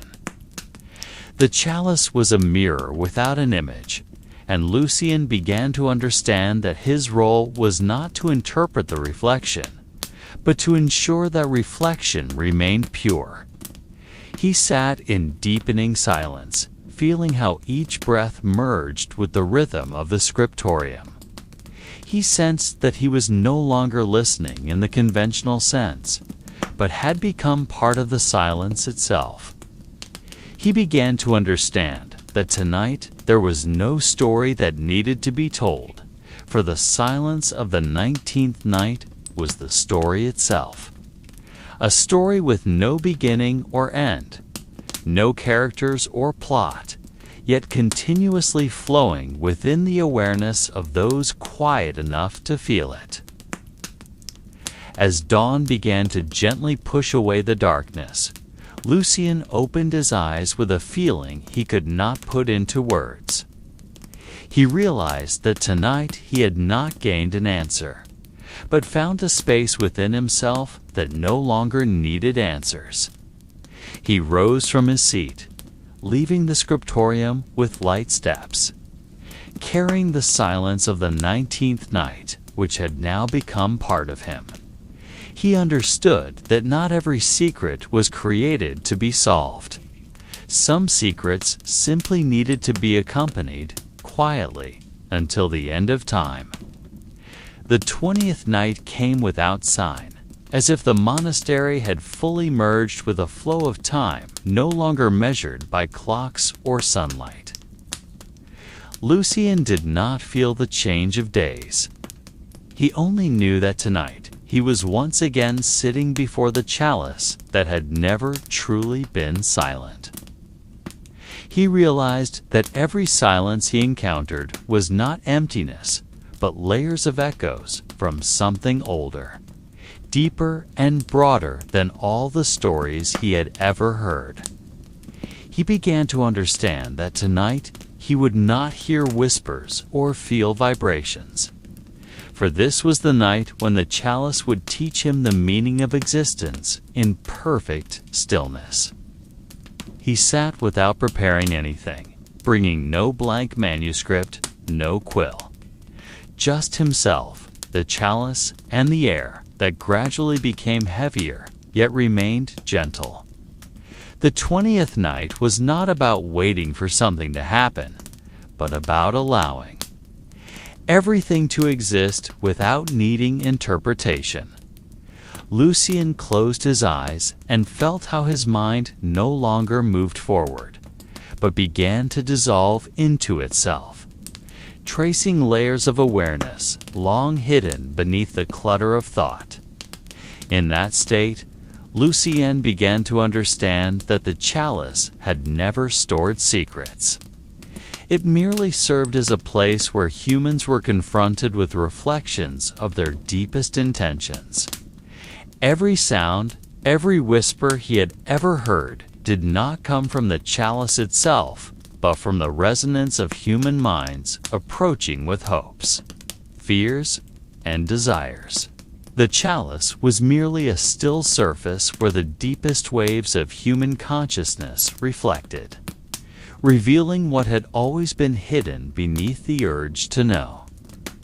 Tonight, Lucien felt the chalice presenting itself to him, without layers, without illusions. He sensed that every vibration in the air did not originate from outside, but from within himself, gradually reflected back by the chalice's stillness. No secret was revealed. No story was told. There was only an awareness of himself in its purest, most honest form, without the masks that human thoughts had long worn. Lucien began to understand that the role of a true guardian was not that of a protector of objects, nor a recorder of stories. The true guardian was one who could safeguard silence, ensuring that the space for reflections remained available for anyone who came seeking. He realized that many had come with a desire to unravel the chalice's secret. Yet those who truly found something were those who came with the courage to sit in silence, bringing nothing but themselves. As the night deepened, Lucien felt himself dissolving into a rhythm of breath whose origin he could not discern. He became part of a flow that had no direction, no goal. Yet in that uncertainty, he found the tranquility he had long sought. He began to feel that this 20th night was not about the chalice itself, but about the journey towards an empty space long avoided by many for fear of confronting themselves. Dawn gently touched the monastery walls with a thin light, yet Lucien remained seated in the stillness that had now become part of him. He opened his eyes and realized that tonight he had crossed a threshold invisible to the eye. He had reached a point where secrets were no longer something separate from him, but had become a space within himself that required no answers. He smiled, understanding that the 20th night had taught him a lesson that could never be written in any manuscript. That silence is a language far more honest than words. The 21st night arrived unnoticed, as if time had ceased to separate yesterday, today, and tomorrow. Lucien no longer marked nights with numbers, yet tonight he felt something different. Something flowing so gently yet deeply, like a whisper that did not come from sound. He walked towards the scriptorium without burden, carrying no expectations, no desire to find anything. He simply walked, allowing himself to blend with the atmosphere of the monastery, which now felt like an extension of himself. The stone walls, the cold floor, the damp air all moved in the same rhythm as his breath. The chalice, which had long been the center of his quest, no longer appeared as a cursed object brimming with secrets. It no longer radiated an intimidating mystical aura, but stood as something simple, natural, and inseparable from the flow of time itself. Lucien sat before it, not as a guardian, not as a seeker of truth, but as part of the space created by the chalice's silence. He closed his eyes, allowing himself to dissolve into a rhythm that had no form yet was undeniably real. Tonight, Lucien began to understand that the chalice was not a vessel for secrets, but a window into something far greater than stories or memories. He felt his awareness being drawn into a space without walls, without boundaries, where all voices ever spoken and yet to be uttered spun in a dance needing no direction. He realized that the chalice was the point where everything returned to its origin, not as facts, not as stories, but as pure vibrations forming the foundation of existence. In that state, Lucien began to comprehend that humanity had long been trapped in the desire to understand, to dissect every mystery into logical fragments to be placed into books. Yet tonight, he realized that there exists a kind of knowledge that cannot be dissected, cannot be taught, because such knowledge is not separate from human beings, but can only be realized in silence. The chalice did not teach, it reminded. It reminded that not everything in this world needs to be unveiled. Not every secret must be told. Lucien felt himself adrift in a wave with no beginning or end. He no longer felt his body as a boundary, no longer perceived his mind as the center of awareness. He became part of an undefined pattern where every heartbeat resonated with the heartbeat of the world. He realized that the 21st night was the night when he truly vanished as an individual, merging into a part of a whole that was greater, vaster, and quieter. As dawn began to peek through the monastery's windows, Lucien slowly opened his eyes. There was no dramatic transformation, no sudden enlightenment. Yet he felt that he had entered a different dimension of understanding, a space where questions and answers no longer held roles. He rose from his seat calmly, walking out of the scriptorium with light steps, as if he had left nothing behind, yet carried nothing with him. He smiled faintly, realizing that tonight the chalice did not give him answers, but granted him the courage to stop asking. The 22nd night felt different from the very first step Lucien took onto the monastery's stone floor.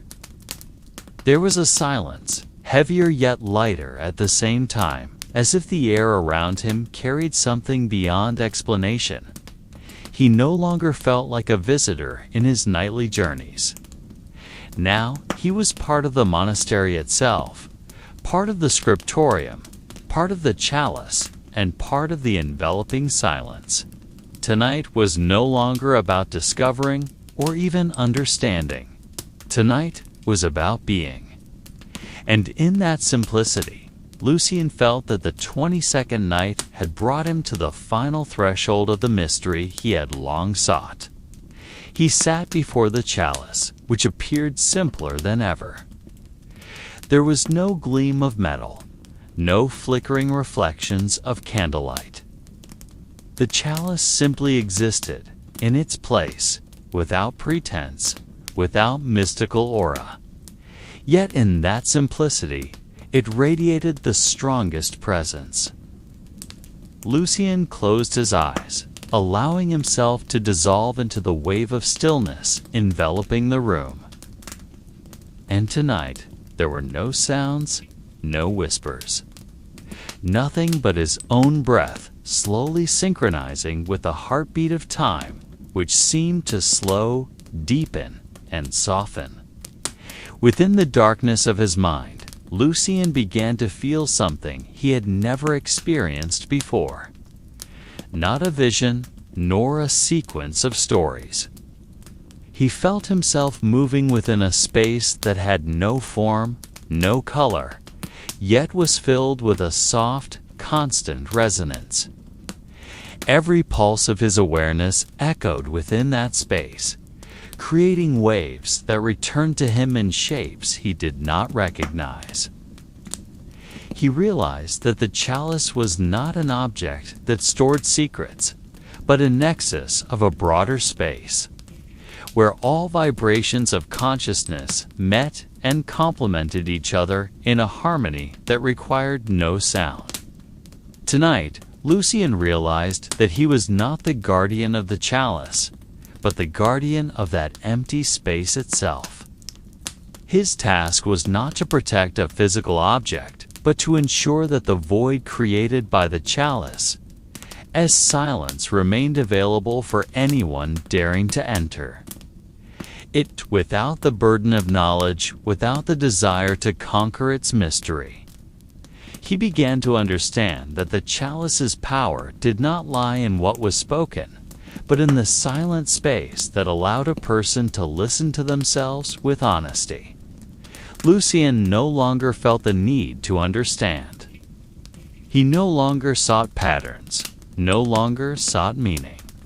He simply existed there, together with a stillness so complete that he himself dissolved into it. He began to comprehend that the true essence of being a guardian was to allow that void to remain, to let the mystery stay mysterious, for there is value in uncertainty that cannot be explained. The chalice was not an answer, it was a question that needed no answer. As dawn slowly crept through the cracks of stone, Lucian opened his eyes, yet he felt no difference between night and morning.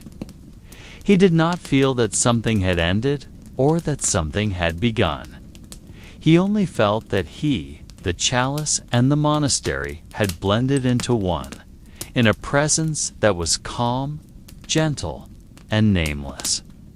He rose slowly, leaving the scriptorium without looking back, for the 22nd night had taught him that not every journey ends with an answer. Some journeys find their meaning in a silence that is never resolved.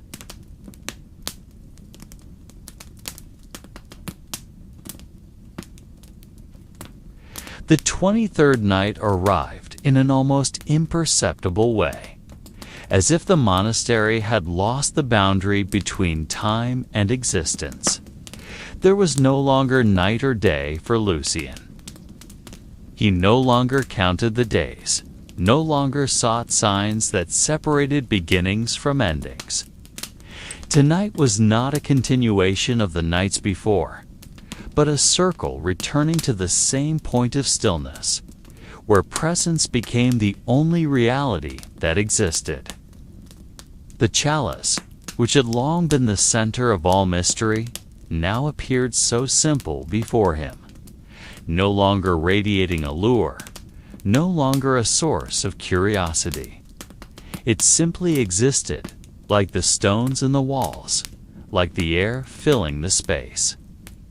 Lucien sat without bringing anything.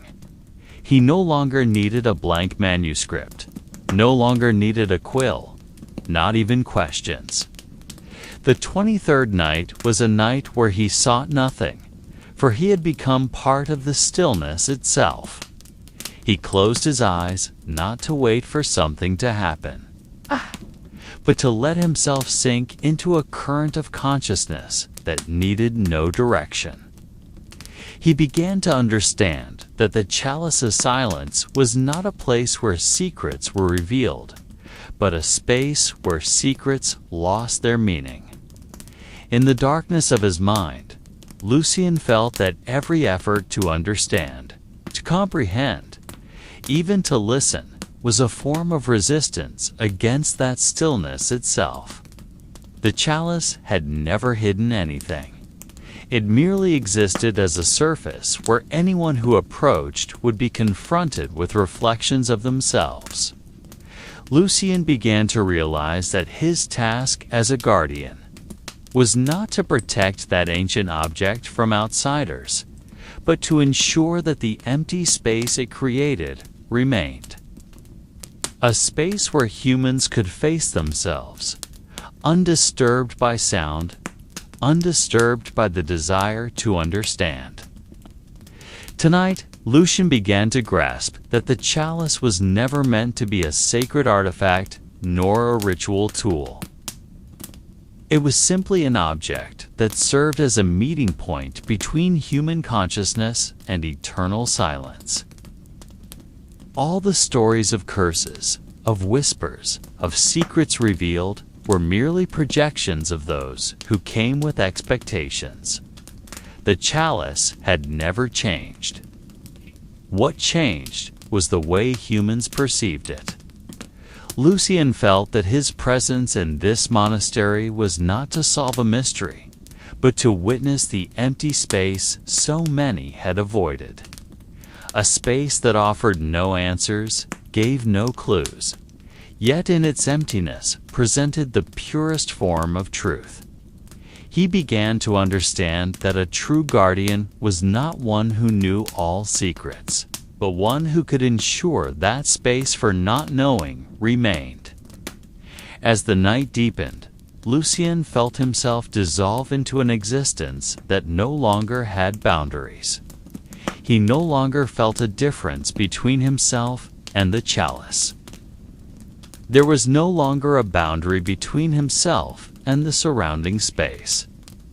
Everything had merged into a complete stillness, where time no longer held meaning. He realized that the 23rd night was the night he ceased being a guardian and became part of the stillness itself. A stillness that needed no explanation, required no understanding, yet remained alive in every vibration that was never spoken. And now, as the final night arrived, there were no bells to mark the hour. No other footsteps echoing through the stone corridors. Only Lucien sat in the scriptorium, accompanied by the Chalice that had never moved from its place. There was no closing ceremony, no dramatic moment, and indeed, none of it was necessary. For this journey was never about beginnings and endings, never about secrets discovered or answers unveiled.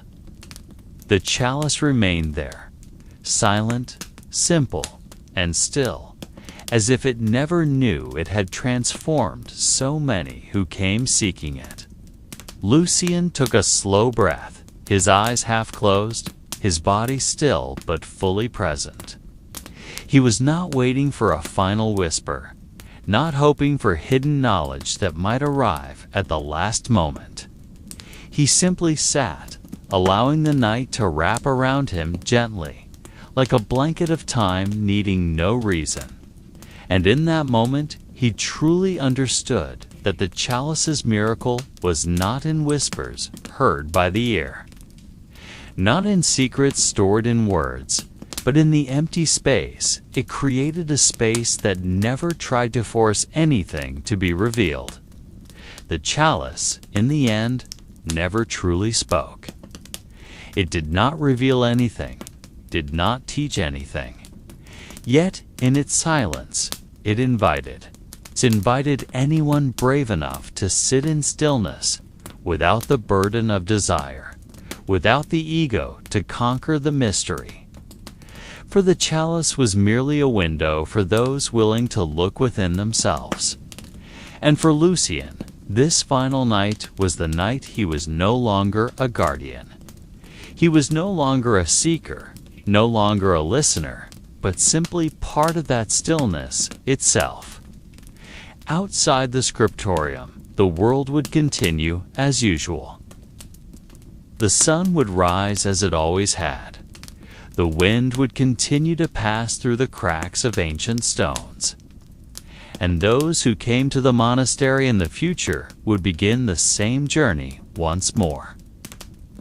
They would hear stories about the cursed chalice, about whispered secrets, about ink that never dries. They would attempt to rewrite those old tales in their own way, crafting meanings from shadows that never truly had form. And that was all right, because in the end, there was nothing wrong in searching. Nothing wrong in hoping to find answers. But tonight, in the quiet scriptorium, Lucien knew that not every secret was made to be unveiled. Some existed merely to be a reflection, a reminder that humans need not always know everything, and sometimes unknowing is the most honest form of knowing. When the first light of morning touched the stone floor, Lucien stood slowly. He walked out of the scriptorium, carrying nothing, leaving nothing behind. He knew the chalice would remain in its place, waiting for anyone willing to sit and listen to the silence. He smiled faintly, stepping lightly through the monastery's corridors that now felt like the hallways of his own mind. There was no farewell, no ending. Only a presence that continued to flow, without beginning and without purpose. And there the chalice remained, silent, still, simple, waiting not to speak, but to listen. To anyone brave enough to sit before it, shedding every expectation of answers, and allowing themselves to dissolve into a stillness so complete that nothing remained but a reflection of themselves. The final night had passed. Yet the chalice, like the ink that never dries, would always remain. Silent, yet always speaking in a way that needed no sound.